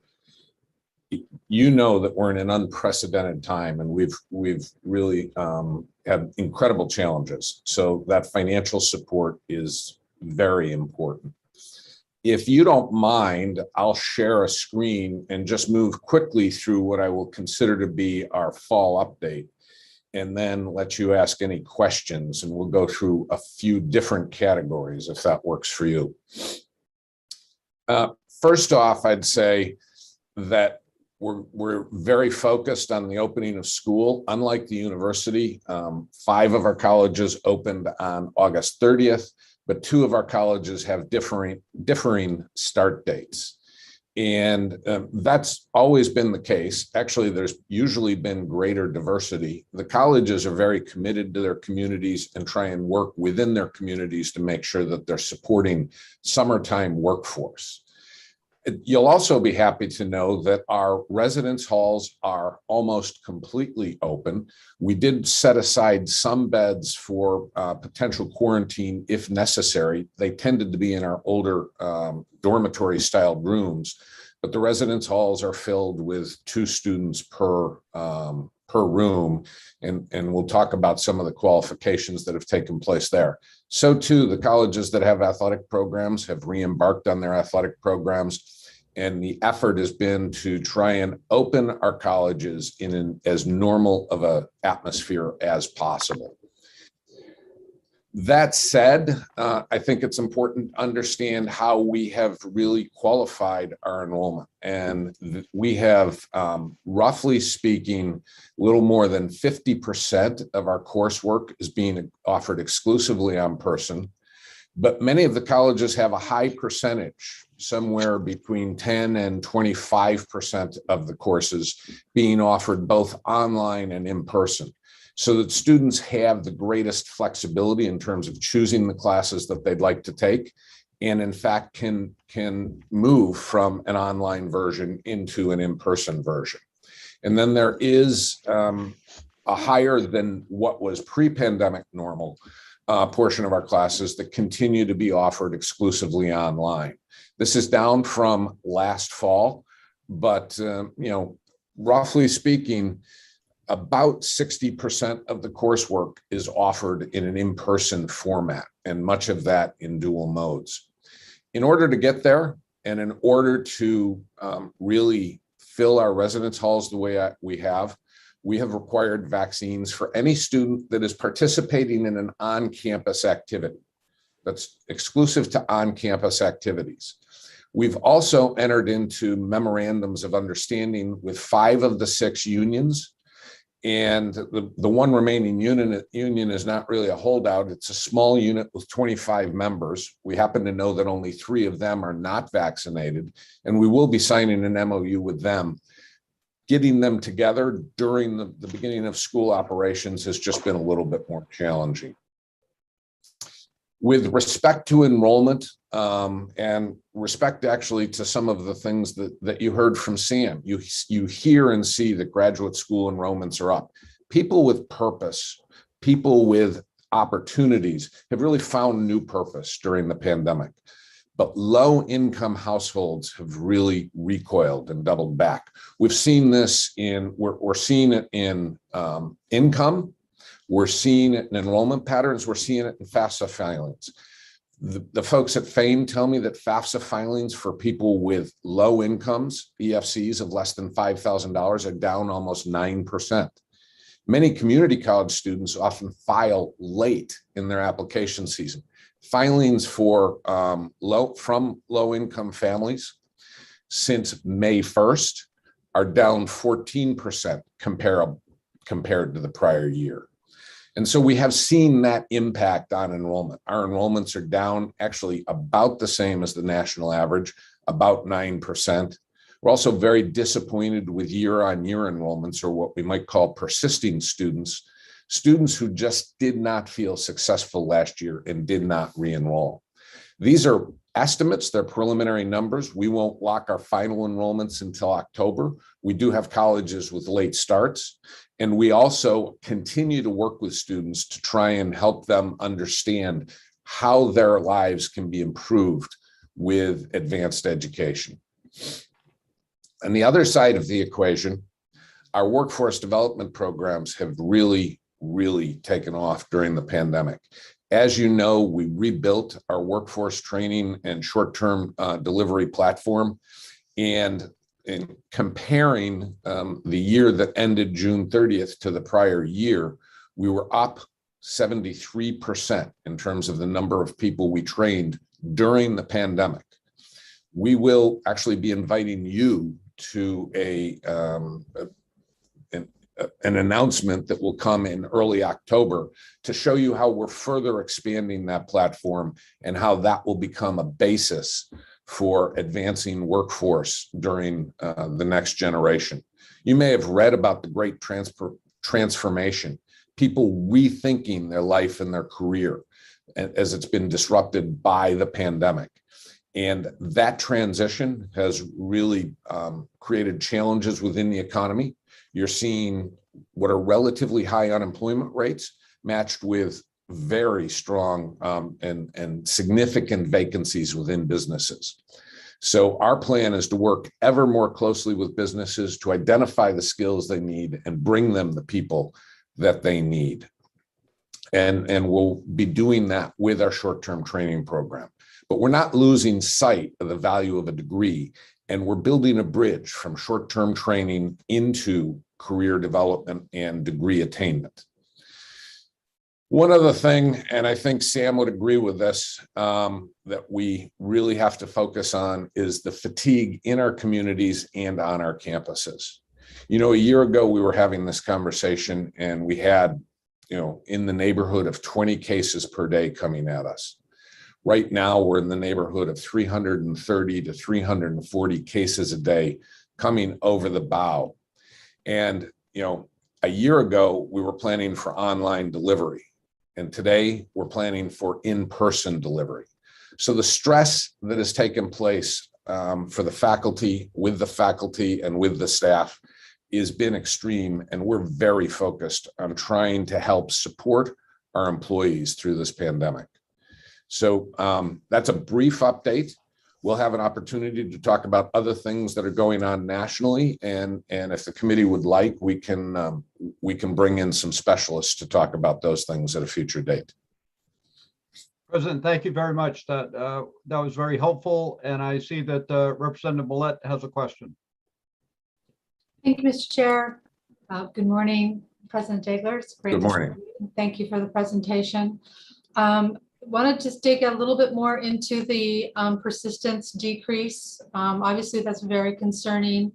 I remember a number of years ago visiting SMCC and the engineering program and other programs and discussing how they oftentimes were in competition with businesses. Businesses were kind of stealing some of their students to get them in and working before they completed their program. And so that's a lead into my question, which is, do you have a sense that maybe some of this persistence decline was a result of increased incentives from various businesses to get employees, given the workforce challenges that they were facing?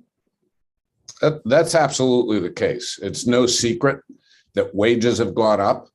And so, a student, especially a student who does not come from a strong household income, has an opportunity to get a $20, $22, $25 an hour job. The opportunity cost of putting that on pause and going to get a college education then becomes in the neighborhood of $30,000. And we definitely see students who are trying to pursue career opportunities. We're seeing students who have some skills and then leave to get that first job opportunity. And so that's why we're working hard with our workforce development folks to try and build that bridge and find a new method for keeping students engaged. There are two things that are impacting our economy today, and this is true throughout the nation, but it's very true in Maine. The first is the demographic. So we're looking at rather significant retirements, and retirements have increased during the pandemic because people are getting tired. And we're filling those positions with relatively minimalist skills. So per person productivity with the employer is not what it was. The person who has, a semester or two of coursework or a 12-week training program just simply isn't as productive as the person who has 30 years of experience. And so the program that we're building works directly with businesses, tries to identify the skills and the skill gaps that exist, fill those skills on an ongoing basis, both with new employees and with incumbents, and then show them the pathway to a degree and bring them back into our classrooms. And if necessary, with larger employers, put the classrooms on, at the workplace. But Representative Millett, I think you're exactly right. A factor, not the factor, but a factor is the strong wage opportunity that exists in the market right now, and people really being pulled out of classrooms and taking opportunities to go to work. There is also, and this is especially true nationally among community college type students, there is a loss of aspiration. They have had very difficult times, and the difficult times aren't necessarily in the classroom. They manage very difficult and challenging lives. They're trying to take care of parents, some of whom may be sick. They have young ones in their own house. They're trying to manage those characteristics. You've just heard about some of the challenges that exist in K-12, and many of our students are parents of those students. So it's a complicated web, and we're working individually with students and doing the very best we can to help them succeed any way they can. Thank you. Representative Crockett. Yeah, thank you, Mr. Chair. President Dagler, I think you touched on it a little bit with those final comments. Is there a process in place or, a plan to get these students that are leaving early for these high wages to at least continue on a part-time semester course or two program to get them to the finish line from a degree standpoint? The plan, Representative Crockett, is a back to basics plan. It's individual contact. It's texting, calling, reaching out, and trying to make sure that the student understands the long-term impact of their choice. But yes is the answer to the question.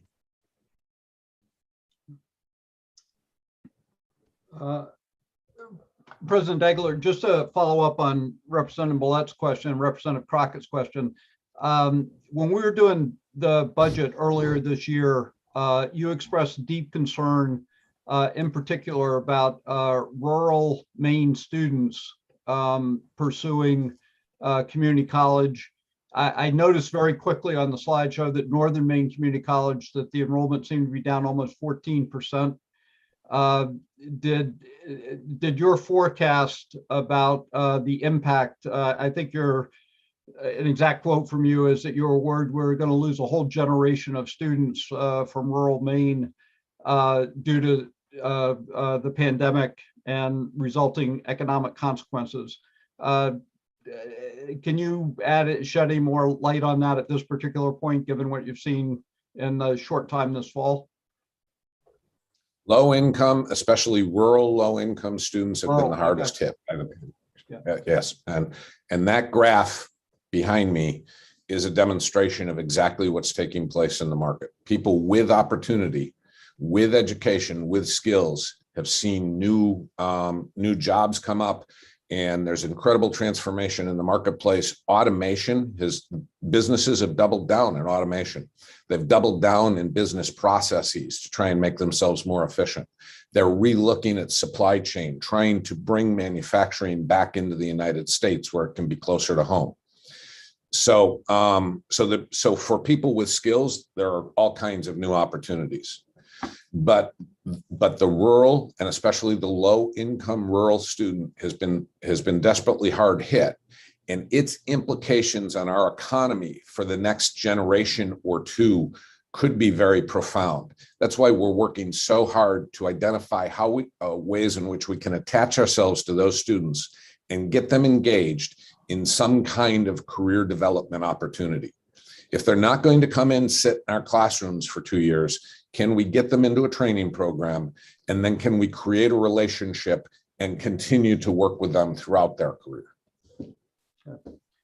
Thank you. I know that you, as well as the university system, were engaged in some strategies in the springtime to try to reach out to those populations, and hopefully those will continue.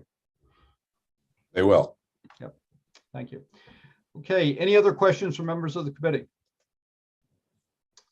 President, again, thank you very much for being with us, and we look. Thank you for having me.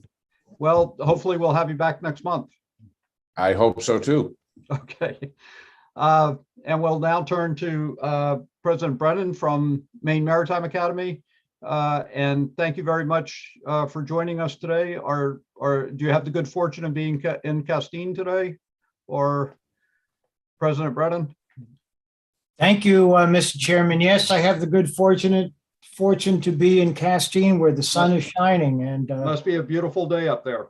It certainly is. I appreciate your committee's invitation, and I would like to say that I thought President Degler did a really nice job, especially with his nautical reference, but I think we can all agree that Sam Warren's presentation was much better, and it certainly is a much better presentation than the one you're about to hear. So with that, I think you'll see that thematically, I'm going to say pretty much the same thing as my colleagues, although the scale is clearly much different. Earlier this year, as I looked at the impacts of COVID-19 upon our FY21 budget, I saw a 15% financial decline. We experienced a 6% decline in enrollment. Our operating revenue for the core mission services, including tuition, fees, and auxiliary categories like room and board and conferences, et cetera, declined by 13%. And the revenue loss from COVID-19 expenses resulted in a $6 million negative impact to our $41 million budget. At that time, the state appropriation proposal would have brought us back to FY 2017 levels of state assistance. And consequently, we made difficult choices.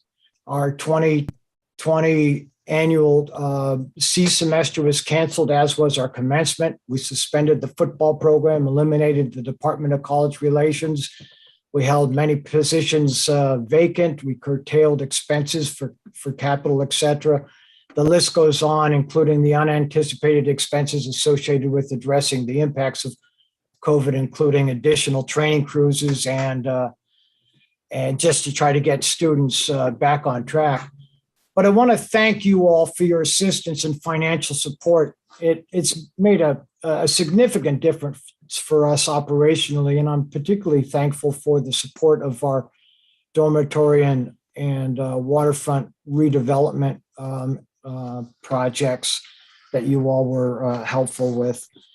We have started our semester our on-site. The nature of our program is such that we really do have to do this in person. The nature of our program is such that it does not lend itself at all to remote instruction. So we're very pleased to be fully operational. We have done 2 C terms thus far this year, and we will have to do a third one in November through December, just to ensure that our students are on track with that critical aspect of their training. Our athletic competition has restarted with the exception of football, which is still suspended, and we will be reviewing whether or not we can relaunch that program in the context of our next budget review. Our enrollment is still down 6%, so at least we're consistent and we haven't lost further. Our faculty and staff vaccination rates are at 95.7, with our student population vaccination rate at 84%, and our positivity rate is at 0.027, so it is quite low. So in essence, we're following pretty much the same path as my colleagues in the much larger institutions, and I won't belabor the point any further, and I'll stop here and provide you with an opportunity to ask me questions you might have. Thank you. Thank you very much, President Brennan. Are there questions from members of the committee? I'm seeing. Just very quickly, you talked about the state allocations and the money that you were down. So the combination of the supplemental budget with ARPA money, did that still leave you about 6% down in revenue? No, not at all. The 6% number was the tuition. The enrollment decline. The assistance that the state provided made a significant difference in bringing our operational budget back to snuff. Clearly, it didn't bring us all the way back because we did have that enrollment decline, and enrollment is tuition dollars as well as auxiliary dollars as well. But the state as well as the federal assistance made a huge difference in enabling us to overcome something that 19 months ago looked like it would be a daunting challenge that would just bring us to our knees. So again, I do thank your committee and your colleagues in the legislature for recognizing the importance of these public higher educational institutions and the support that you provided us all. Great. Well, thank you. So at this point, I see that we still have Ms. Warren, we have Ms. Smith, we have President Brennan, President Degler. So this would be the opportunity if anybody else on the committee has a final question or comment before we let them all go. And thank you, Representative Salisbury, for not missing this opportunity. So go ahead with your question. You're muted. I just want to reach back really quickly to Sam Warren's comments about the emergency teacher certification and some of the rule changes about that, and let you know I had a conversation with Flynn Ross about that, and we talked about maybe reaching out to MEPRI to, I know that's a bigger discussion, so that's why I didn't, but I want to let you know that I heard what you said, and I'll try and reach out and maybe we can talk some more about what sorts of things can happen around that. I really appreciate that, Representative, and I know Flynn, who is watching right now, also appreciates that. And that is consistent with the university's comments on the rule. We do, again, we have a number of concerns. We have a number of things we really love about the rule that we applaud as well. But we did explicitly in our comments recommend that MEPRI do a dive to the extent that data and information is available about the success or the impact on learning outcomes, as well as educator retention of those who have worked under emergency certification during the pandemic. And I think building off the conversation that happened, I think when President Degler was speaking about individuals choosing between entering the workforce and staying enrolled in school, I think this really gets to the root of one of the university's key concerns about the emergency teacher certification, because as it's written right now, and we detail this in our comments, but as it's written in the proposed rule, an emergency teacher certificate could allow an individual to teach students in Maine schools for up to 3 years, having never taken a single content or pedagogy course, or frankly, even passed a criminal records check, which is probably a technical error. But what we're seeing in some of our teacher prep programs is before students have taken a single class, they're getting pulled into the workforce. And there's nothing in the rule that requires them to maintain enrollment and be making progress towards degree completion. So that's an area that we love to work with you, the department and the state board on, because we think that with the online and different course options that we're offering, innovative models like teacher residencies that USM are leading along with UMaine and UMF, students can maintain enrollment in teacher prep programs and be working in Maine schools at the same time. And obviously, you know that this is the next topic on our agenda. So this is a good transition point. I just, again, thank everybody for being here, and look forward to seeing you next month or in the near future as we continue to track both the pandemic enrollment and issues that are going on with higher education. Representative Millett, did you have a final question, comment? Thank you, Mr. Chair. Just want to confirm with Ms. Warren that you're sending along the UMaine system comments that were submitted to these rules. And if you could do them fairly quickly for our next conversation, that would be great. Thanks. And happy to do it. The comments are due to the department by tomorrow, and we'll make sure to CC the committee on our submission. Thank you. Okay, good. Well, I hope everybody has a good day, and I wish I was in Castine as opposed to Portland, but nonetheless, thank you for being here, and we will see you shortly. And we're now moving on to our next topic. Ms. Risler, can you let in Dr. Desjardins and Wendy Alt? And Hillary, just as another point, I forgot, after the presentation that was made by the Department of Education, can we make sure that that slideshow presentation is sent to people on the committee as well as the one that was just presented by the community college? Sure, I'll reach out and see if I can get my hands on a copy of those. Okay, and again, to follow up on Representative Millett's comment, it would be very helpful to have Ms. Warren's comments on the certification. If we had that in writing, that would be helpful. Yep, if Miss, she may send them directly to the committee, but if she sends them to me, I will forward them as soon as I receive them. Okay, and just as a note, anything else for the rest of the day in terms of presentations or material, if we could make sure that it's on our educational page, web page, as well as sent to the committee, that would be very helpful. Will do. Okay. So I'm not sure who's taking the lead here, whether Mr. Chuda, Wendy, my former colleague, Wendy Alt, or Dr. Desjardins, so from the State Board of Education. So I don't know how you have this scripted or who you want to go first, but I see somebody raise their hand. So Doctor, you're it. Thank you so much. Senator Rafferty, Representative Brennan, and members of the Joint Standing Committee on Education and Cultural Affairs.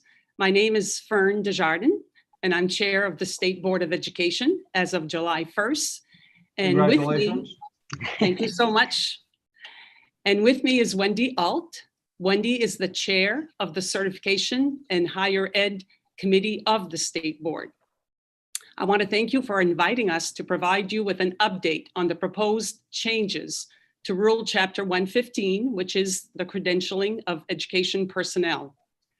After a May 2020 convening of a consensus-based rulemaking committee, which met for 7 months, a review by the Professional Standards Board, which resulted in their support of the recommendations of the consensus-based committee, And additionally, a comprehensive review by the State Board of Education's Certification and Higher Ed Committee from October 2020 to August 2021, which is a period of 10 months, a proposed rule, Chapter 115, went to a public hearing on August 16, 2021.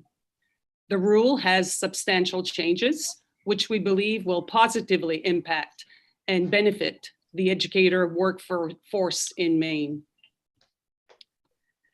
As you know, some of these proposals necessitated changes in statute first and were scheduled and included in LD 1189, which was enacted in the House on June 9th, 2021, and in the Senate on June 10th, 2021. And I take this time to thank you, Representative Brennan, for sponsoring LD 1189 to help this move forward. The governor signed the emergency measure into public law 2021, Chapter 228 on June 16, 2021. The law states, and I quote, "Rulemaking applicability, the State Board of Education shall amend Department of Education Rule Chapter 115 regarding the credentialing of education personnel in accordance with this act," end of quote. So after the public hearing that we held on August 16, 2021, the proposed rule, Chapter 115, is now in the comment period, which will end tomorrow, September 15th. The Certification and Higher Ed Committee of the State Board of Education is meeting this Friday, September 17, to review the comments received both during the comment period and the hearing that was held August 16th. Depending on the comments received, it is possible that further changes would be made to the proposal, and another hearing and comment period would take place by the end of December 2021.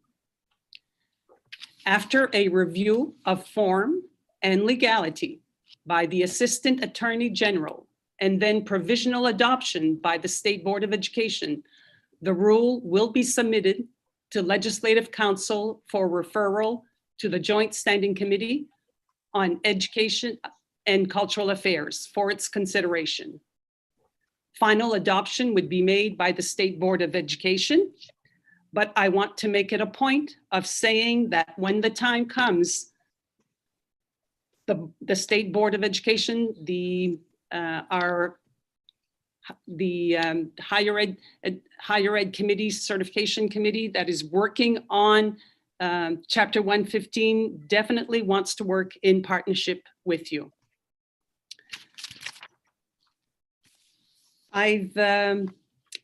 You've been presented with a handout that highlights the changes in Chapter 115. And I invite you to read this at your convenience. The highlights that we have for you to review are presented first in Part 1, and then we move on to Part 2 with general certificates and endorsements for teachers and educational specialists. That is Section 1. There is a second section for special ed certificates, a third for career and technical education, and then the fourth for administrator certificates. So again, I invite you to read that at your pleasure. I thank you for this opportunity to provide you with an update on the progress of Chapter 115, the rulemaking.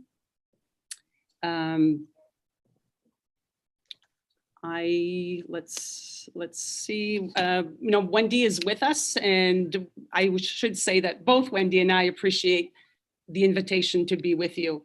And before I pass this over, I just want to stray a little bit and remind you of the invitation that you received for the stakeholder forum that is taking place on September 20th. This is a forum on air quality and ventilation. It's sponsored by the State Board of Education. It's being held via Zoom, and it's about issues surrounding air quality, safety in our schools. The keynote for our forum will be Representative Rebecca Millett, and she's the sponsor of LD 705. You hear from Representative Millette and from experts in science, industry, and policy on school air quality and ventilation. I thank Representative Stearns, who has RSVP, that he will be attending, and I'm in hopes that others will attend as well. You can register by contacting our Secretary Specialist, Mary Becker, for the State Board of Education. And again, you should have received that invitation, and I hope you will join us. So with that, I would pass it on to the committee. If you have any questions on anything I've said.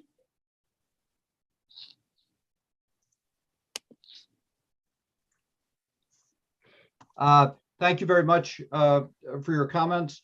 And if any member of the committee has questions, and possibly for Ms. Alt or for Deputy Director Judah.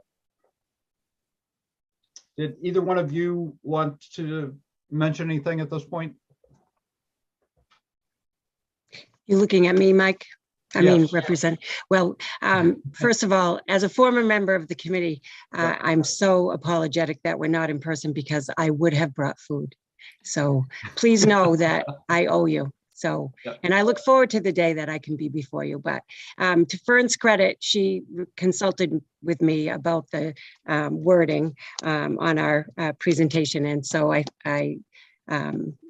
she's done a great job of putting forward the process. Well, I would tell people, no, I don't know how many people would know the fact that you are not only a member, but you were the House Chair of the committee for a period of time. And we will definitely hold you to your obligation of providing some type of food to the committee at some point in the future. No doubt in my mind, Representative Brennan. So I see we have questions from Representative Millette as well as Representative Crockett. Thank you, Mr. Chair. I have two questions. We did recently just hear from the university with some concerns. So I'm curious, was there a representative from higher education institutions on the consensus making committee? And if so, how many? And then also, well, first, I just want to say, I promise that my remarks at the ventilation gathering are going to be very short because we're going to want to hear from the experts that have agreed to speak. I think all of us here have heard me speak ad nauseum and want to actually hear from some folks that know what they're talking about. But I'm thrilled that the State Board of Education shares my interest and concern on this issue, and I'm very grateful for this convening. So that was not my second question, sorry. My second question is, I'm curious as to what the discussion was around the grade span.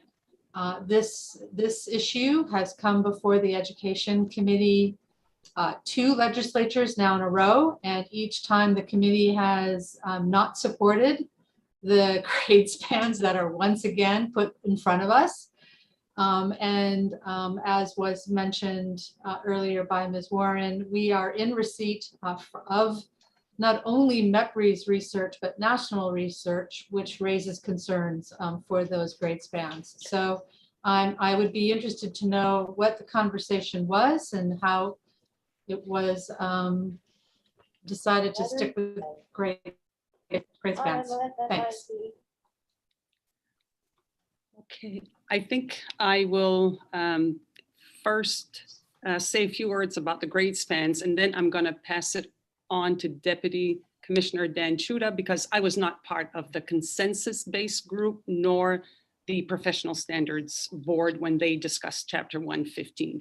So the recommendations came to our committee, and we took their recommendations, and from there we really questioned every single part of Chapter 115 parts 1 and 2, which is why we took 10 months to discuss the rule.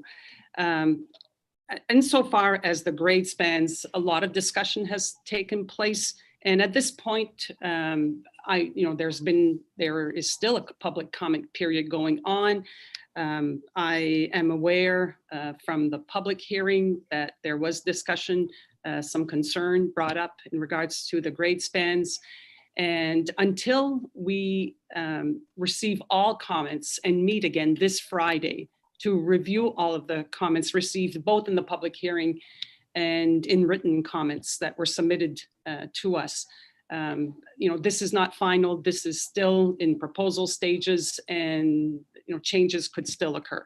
But I will pass this on to Dan with how much higher ed was involved with the process prior to it coming to our committee, and insofar as grade span discussion that took place in those two areas before it came to us. So Deputy Commissioner Chuda, if you would take this over, since you have that background information, and I don't want to put any words into your mouth on things that you have already shared with us in the past. So please take it over.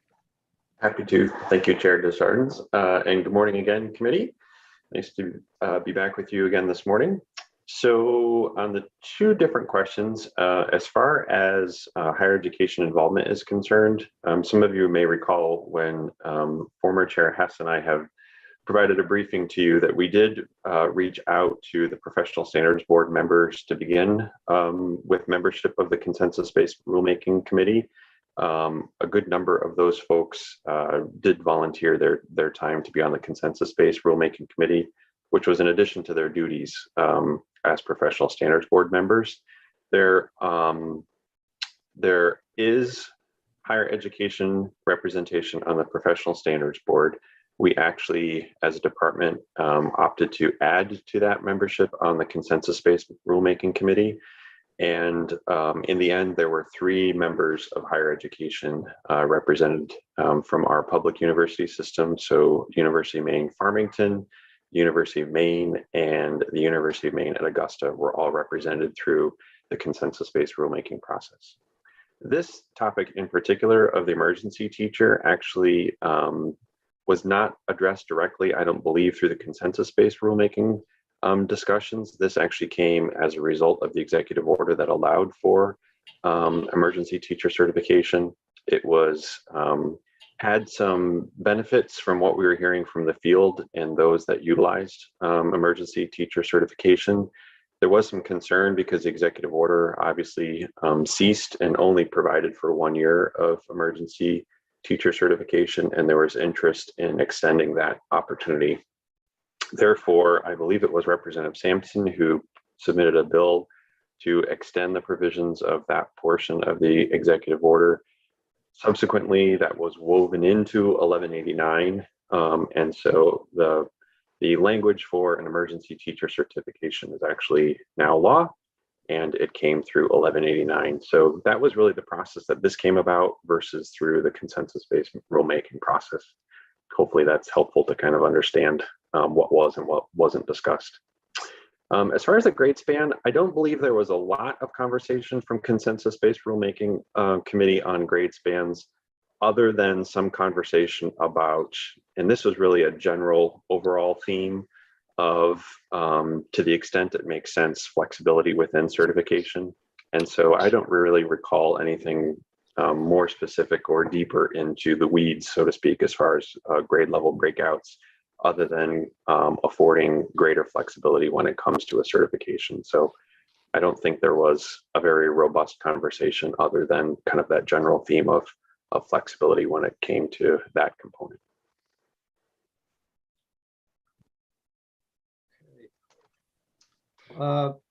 Representative Crockett. Yes, thank you, Mr. Chair. I have a constituent who a couple years ago decided to make a career change, to go into teaching. Is currently in ed tech, and recently took and passed the praxis exam. I'm more curious than anything else. Will these rule changes hasten the certification process for a candidate like that, or does it not really affect that path? That's a very good question. And insofar as does it hasten it? Praxis will remain as one of the pathways towards certification, where we have some educational specialists who wanted to become teachers, or others that were working towards initial certification without having been an educational specialist, where if they didn't pass Praxis, it did put a stop to their becoming certified to teach in schools in Maine. Praxis will become, if this all goes through with all our proposed changes and with what has taken place, there are options. There's going to be pathways. So could it make someone eligible for certification sooner? Yes, because they wouldn't be stopped. There wouldn't be a roadblock. You can't pass Praxis, you're not getting certified. And I welcome either Wendy or Deputy Commissioner Chuda to add anything to that that I may not be thinking of at this time. And I would just say that no one has described the process better than Dan on behalf of the commissioner's goal, overarching goal of making changes to Chapter 115. So I would ask Dan to articulate the commissioner's goal with regard to Chapter 115. Thank you, Wendy and Fern. So unlike maybe grade spans, Praxis was a major topic through consensus-based rulemaking conversations. And I think pretty extensively the merits and concerns were brought up over and over and over. Fern mentioned that committee met for 7 months. I think Praxis was a topic of conversation on meeting number 1. And I believe, if I recall correctly, it was a conversation on the last meeting that they had. So this was really thoroughly discussed through consensus-based rulemaking. And as you see, it was part of the proposal that went through 1189 and makes options. Why?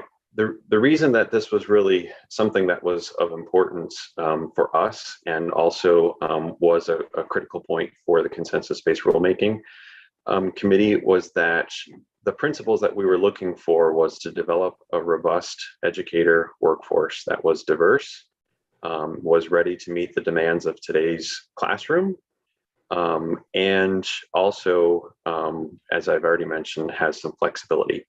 Some of the pieces that are in here really was an attempt for us to address some of the common sense practicalities that Chapter 115 seemed to lack in a couple places. For instance, if someone had an advanced degree, but they didn't actually have a bachelor's because of the way they went about it, they could have a doctorate, but they didn't have a bachelor's, that would prevent them from being certified, which is, again, kind of misses the common sense rule that we were trying to approach.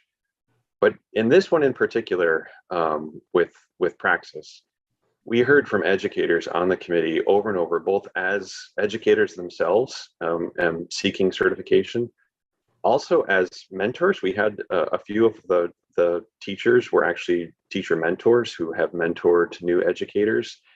And this came up over and over as something that was challenging, but not that a challenge is a problem. We all face challenges, but that it was something that was, in some cases, instrumental in discouraging an otherwise excellent potential educator, or really breaking down someone who was not able to fully get certified for being an educator because of the test.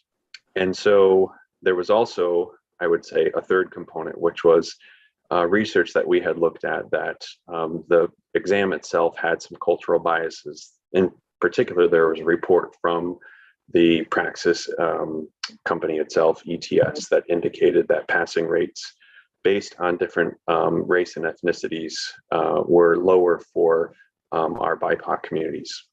And in a state where we're trying to increase the diversity of our educator workforce, we know that that's good not only for students who look to have educators teaching them that are also BIPOC, but really a diverse educator workforce is beneficial for everyone.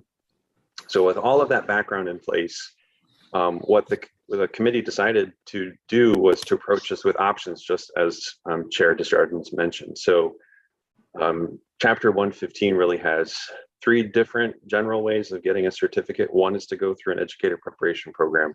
You heard from our colleagues at higher education. You go through a teacher preparation program, you come out, you're recommended, essentially you get certification.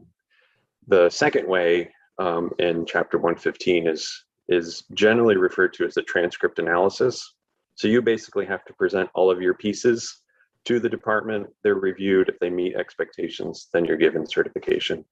The third is what's called a conditional, which means you meet some of the expectations enough as it's defined in rule that you're able to get a conditional certification as you're working towards full certification.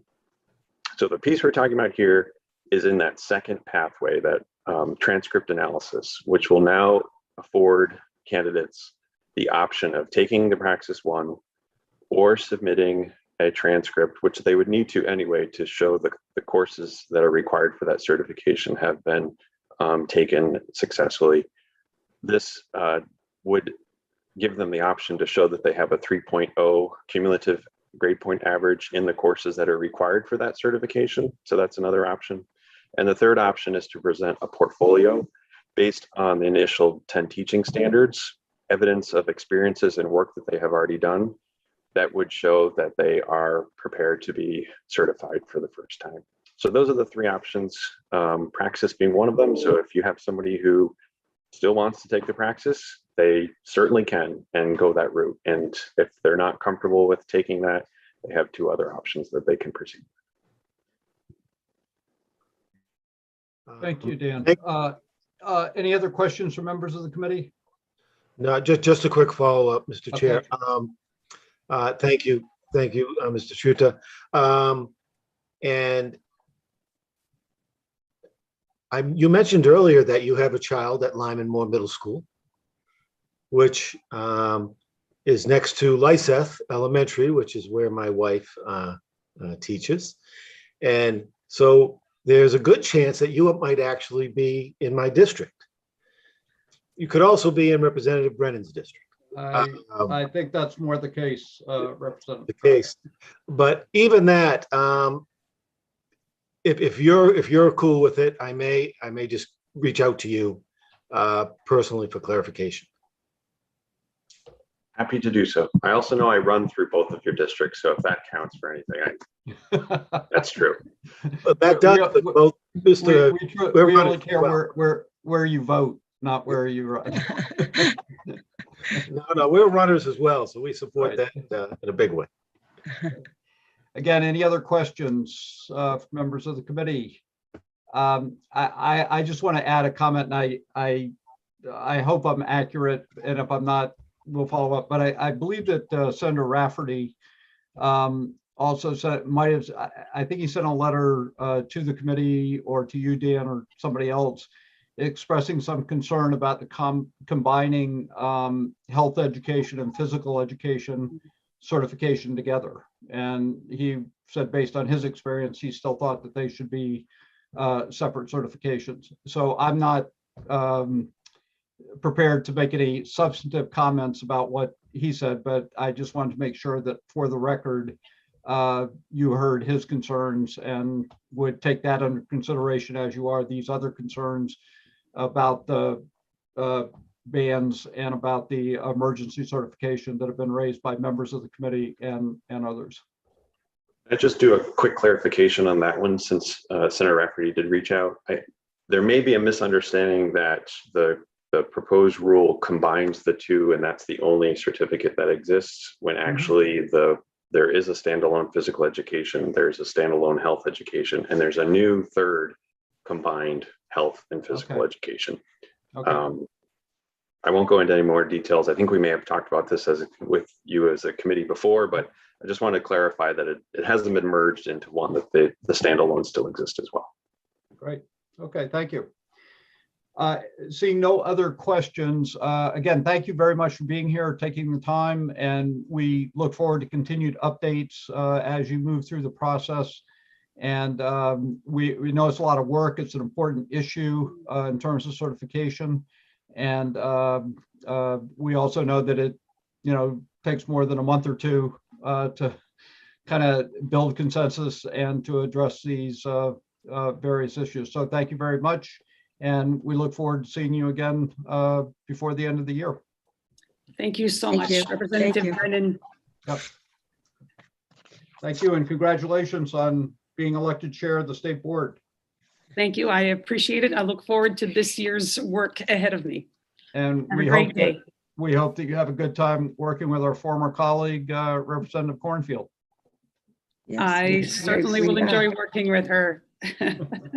She brings a lot of experience to the committee, being in education and being with the Education and Cultural Affairs Committee. So she'll be a great asset. We'll work well with her, I'm sure. Have you been able to get her to speak up and offer her opinions more? Lots. It's a tough job. That's tough. Yeah.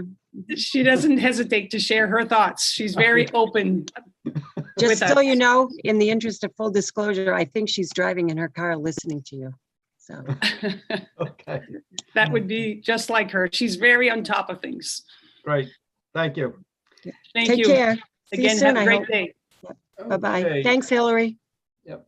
And lastly, we have a discussion about the MEPRI work plan. And Ms. Risler, do we have Amy and blanking, Amy and Janet. yes. I had two Amy Johnsons in my list, so I brought them both in, assuming one was going to be Janet. Okay. Well. Oh, I think I forwarded her a link. That's okay. Okay. Well, that probably led to my confusion about Amy and Amy. But I do see that we have both Janet and Amy here from MEPRI. And again, thank you for being with us in July. And we're looking forward right now. You're going to give us kind of the final update on the MEPRI work plan for the next year. So proceed. So real briefly, Janet and I had prepared slides to take each of one of these 6 topics and put them on a separate slide, but I'm realizing that would mean we can't see faces. Do you have a preference whether we use our slides or you just look at the document that's in front of you? I don't have a preference, but I can certainly follow the document with what I have. But some people seem to want the slides. Okay, great. Then I will get that going while Janet is talking. Okay. Go ahead, Janet. Thank you. Yes, and we can always take the slides off when we go to questions. So we'll be kind of brief going through these. We've spoken to a subset of your committee earlier in July, as you mentioned. Thank you for the opportunity to come back again today and give you an update on our work plan projects for this year. We have 6. The first 3 I'll talk about. UMaine campus is taking the lead on, and then Amy Johnson will take you through the last 3, which USM is taking the lead on. And we do work collaboratively with our staff and faculty across all of these projects. We're very much involved together and collaborate across campuses. So first of all, we have 2 projects which you asked us to explore this year. And these are both related, and I'll talk about the first one first. So we have 2 projects which ask us to identify and describe some of the new or innovative practices that surfaced during the COVID period in schools.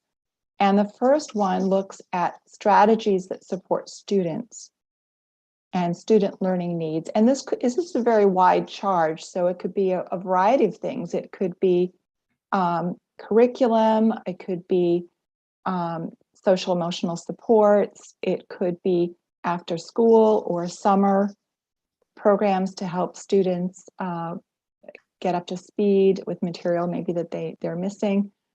So a lot of different things that we might be looking at. And the second project I'll talk about in a moment is similar, but it's focused on teachers. So first, the project looking at student supports. And for both of these projects, we are drawing on both Maine data. So we will directly collect data from Maine school districts And we are also looking at national trends. You asked us in particular to take a look at what are some of the trends in other states across the nation. So that will be part of our approach on both of these projects, to not only look at what's happening in Maine and what we learned that districts and schools are doing, but also to look at some of the ideas and things that emerged in other states across the US in terms of the literature we're looking at. So we are also looking at data collected by the Maine Department of Education from school districts, which, as you heard earlier in the presentation by the commissioner and other staff, school districts have applied repeatedly for these different federal funding opportunities to address the needs that emerged during COVID and to plan for this year, different projects. And we have had conversations already this summer with DOE staff about MEPRI using some of that data, particularly and specifically the project descriptions submitted to the Department of Ed as a source of data and information that we can kind of call and look at and categorize. What are some of the kinds of new or innovative practices that maybe weren't typically used prior to COVID, but which gained more increased use during COVID? And so those are the sources of data. For MEPRI, data collection from Maine will also include a statewide survey of school district curriculum coordinators. We feel that those folks are probably in the best position to answer questions about these innovative supports for student learning. And this report is due back to you in early February. So we will be getting this statewide survey of district curriculum coordinators going this fall. And let's go to the second slide.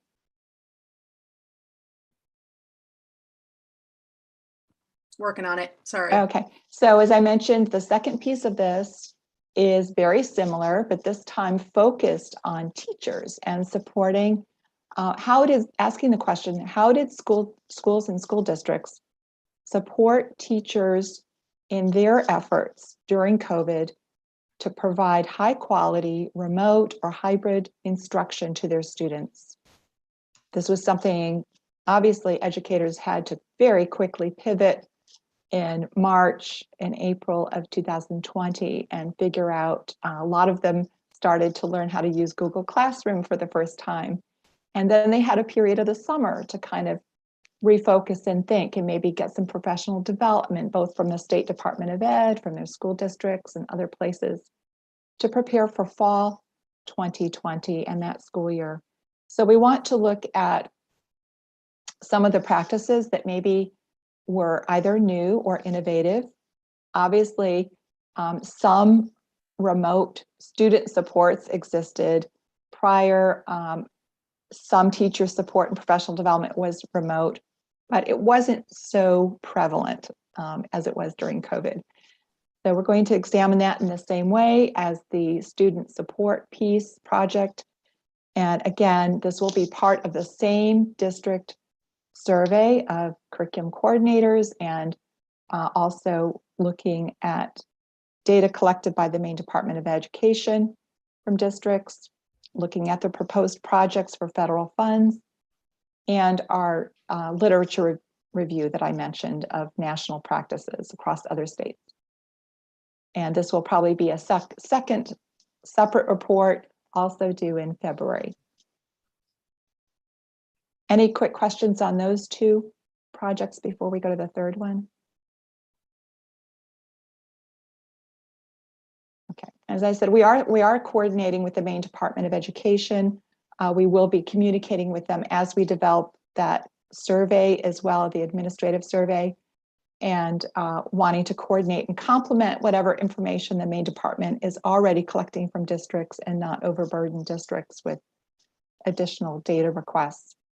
A third project that will lead from my campus and coordinating also with our USM partners and other stakeholder groups, professional organizations, and the Maine Department of Ed is a longitudinal survey of school administrators. This will probably be a statewide survey of Maine school principals and assistant principals. We, faculty at University of Maine at Orono, did conduct this regularly every few years up until about 2011, and we haven't done this since 2011. And a lot of folks agree that it's time to probably check in again and repeat the survey. It was a good survey, well respected and useful for capturing taking the temperature of read for professionals in that job role of school principal. Some of the current issues that we in particular want to look at is workload, factors contributing to professional stress and workload concerns, intentions to stay in the job that relate to our retention issues and concerns statewide. How long principals have been in that job. We know there are a lot of school principals that are relatively new in that role. There's been a high turnover. And we want to ask about the professional supports that are available to them, and that they don't feel they have available but would like or need to be successful in their jobs. Again, we are coordinating as we revamp and kind of redesign and update the original survey, but keeping a lot of some of the same questions, obviously, and topics in that survey instrument so we can compare. But it is time to update it, and we're working with people with extensive survey experience and again, the professional organizations for input on questions that we might ask in that survey. This one will be a report out from us in April, and the survey would again happen this fall. And because we know that, as you've heard, this school year has been somewhat unpredictable with the COVID rates and all students coming back in classrooms, we're sensitive to the stresses on school leaders and principals, and we're going to keep an eye on what's happening before we make a final decision on exactly which month or week to release that survey, but it will be later this fall with a report out in the spring. Are there questions on that topic?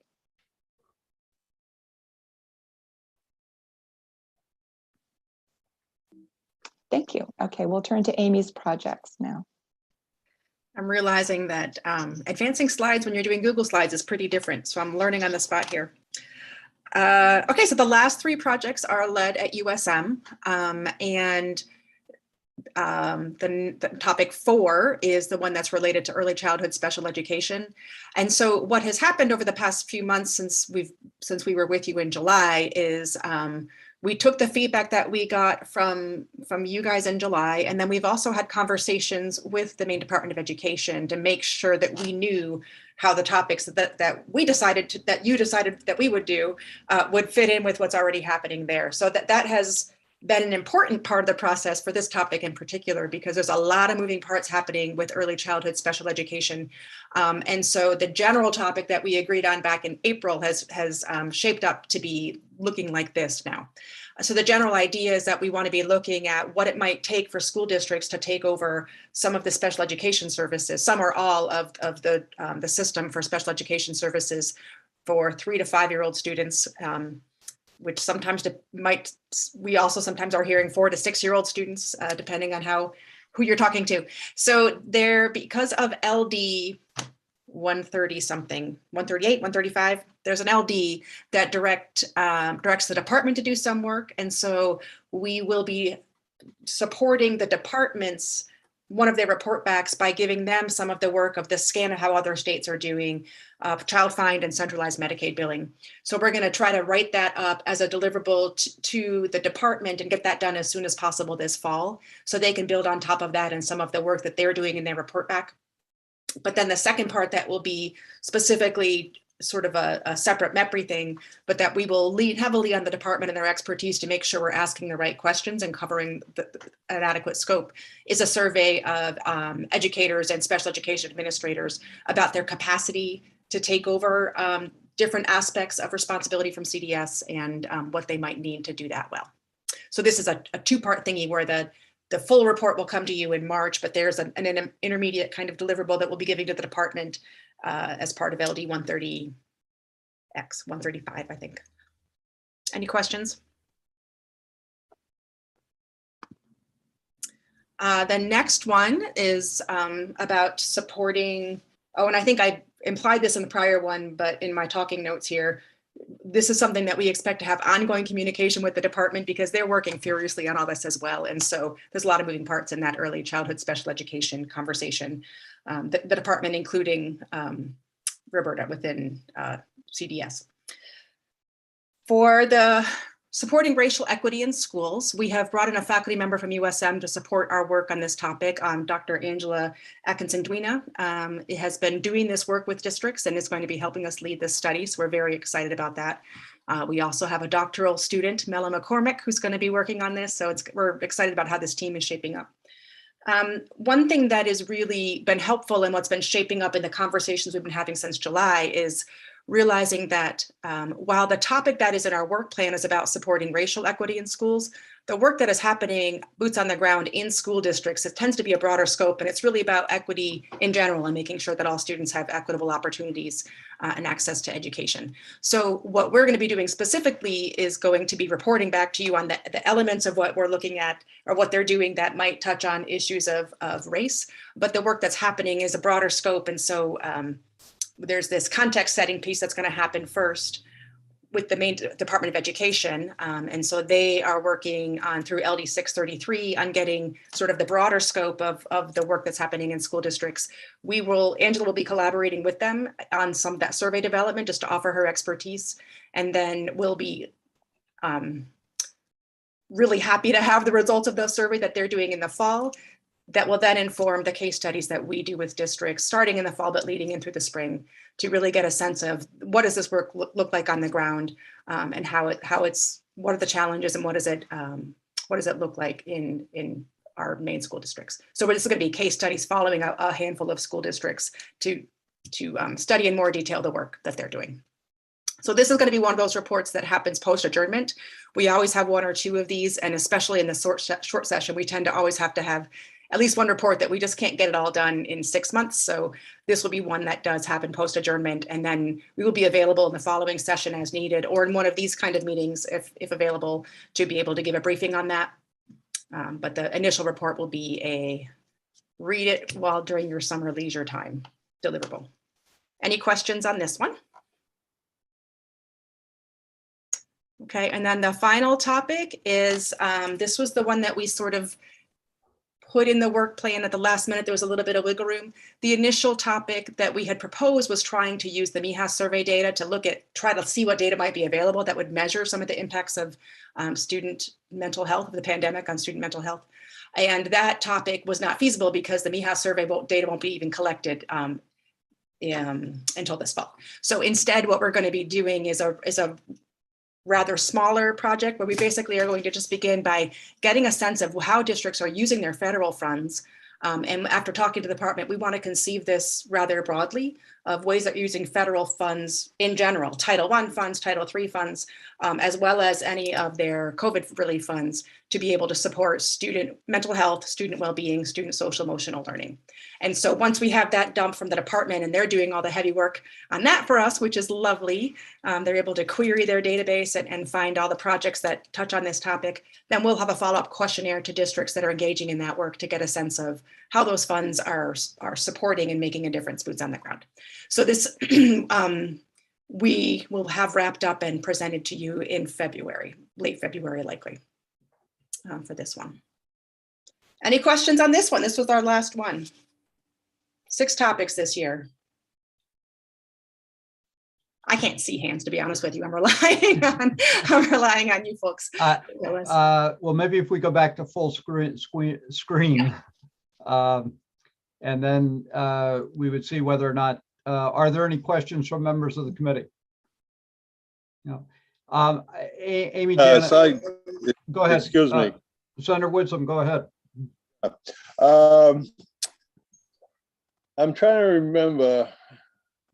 I was thinking we had a part of that 135. I think there were like 3 bills there that were expanded. I thought amongst one of them, and I don't know if MEPRI was involved or not, was the Medicare funding portion of that through DHHS.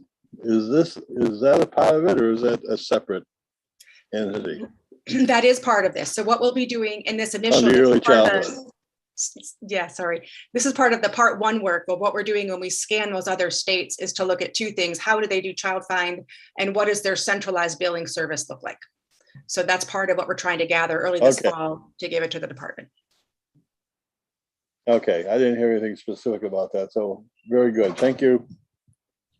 I was probably being too general and trying to be quick. No, I understand. Yeah, Senator Woodson is right. There were 3 separate bills that had to do with CDS, and the first one was how do we develop a better unified Medicaid billing system, and how do we do a better job with child find?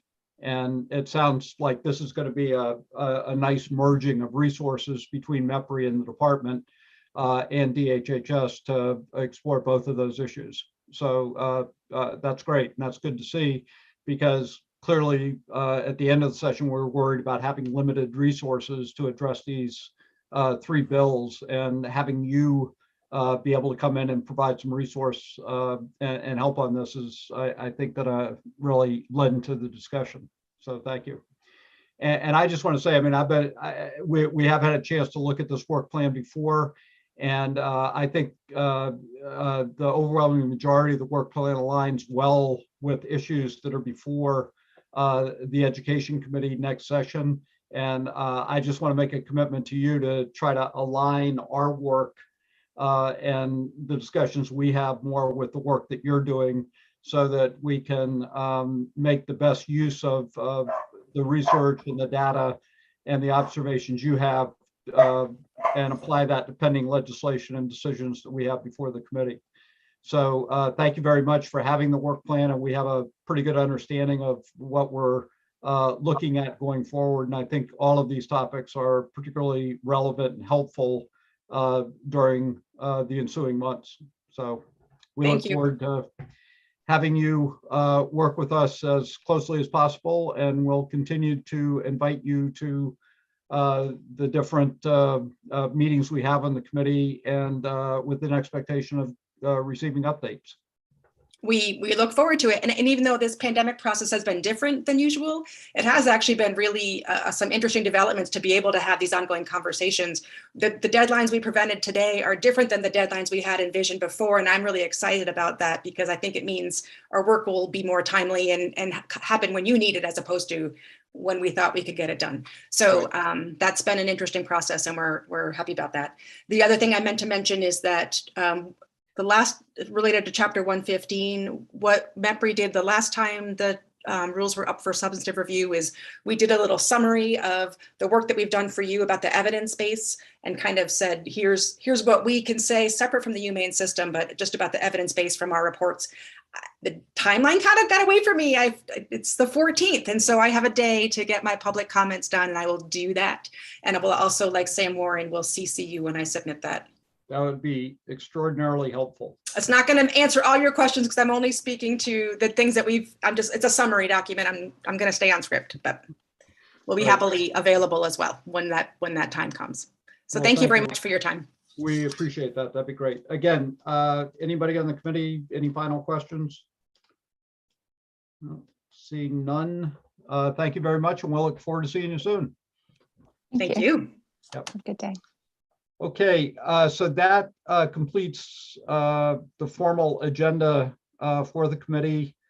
And Ms. Risler, I didn't know if you had anything to add at this point. I do not. Well, I would like to add that you did a great job pulling all this information together, all the background information. The mailing was very helpful. I think this was, we were able to get through this in about 3 hours, which was due to your organization and kind of keeping us on track. So we appreciate that. And I do think it was very helpful to get the updates from the commissioner, from the university system, hear a little bit more about certification, and then to finalize the work plan with MEPRI.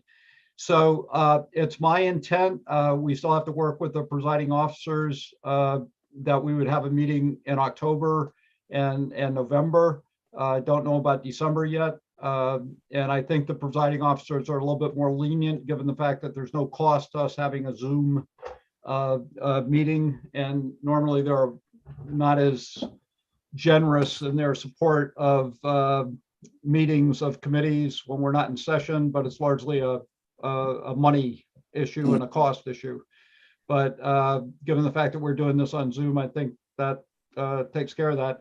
And we have a number of issues that I think is very helpful for us to keep abreast of and keep on top of, so that when we do come back in January, we're not all of a sudden inundated with all these issues and try to backtrack to another point. So at this point, does anybody have any final comments, questions, thoughts? Senator Woodson, you had your hand up. Yeah, thank you, Mike. And I greatly appreciate your work, and Hillary and departments and everybody else who chimed into that. I think it is critical that we stay in touch, and it just makes me feel better knowing that we're trying to work together. And so thank you. Yep, thank you. Hillary, do you have any final comments? Nope. I will be in touch with any of those slides and presentations as soon as I get them for you.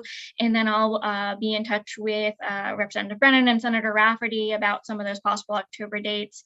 I also just wanted to mention, and I see Representative Millett just left us, but I'm about to go say hello to a guest in our office today, which is Dr. Phil McCarthy, who was the longtime Education and Cultural Affairs analyst. And so I wanted to convey his hello to this committee as well. Oh, great. Well, he's just visiting you for social reasons, or? He stopped by to say hello to everybody. Say, oh, great. Well, tell him hello for us. I see him on Facebook, and I know he's out golfing and enjoying his retirement. I certainly will. And again, Hillary, you'll send us all the follow-up information from the presentations, and we'll look for a special either preview or a showing of Representative Millett's comments on ventilation. Yes, everything I get, you will get shortly. All right. Representative Dodge. Representative Dodge.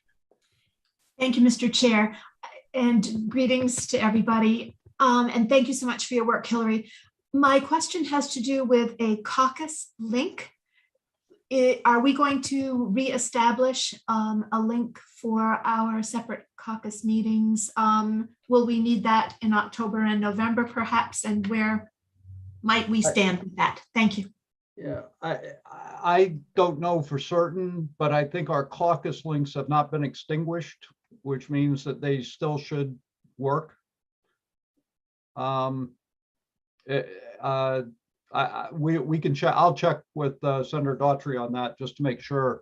But I think when she established the link, I don't think there's anything that has disconnected that. So if we did want to use them for caucus purposes, we could. Okay. And Representative Salisbury, are you up for re-election to the school committee? Yes, I am. In November. In November. Oh, well, good luck. Yeah, if you guys want to come drive me around and do doors, that'd be great. Come on over. I know where we can get some good coffee and yeah. Yep. And I guess Representative Crockett, can I also think about how we could vote in Westbrook, but that might be a little bit more difficult. Right. No, last term, I promise.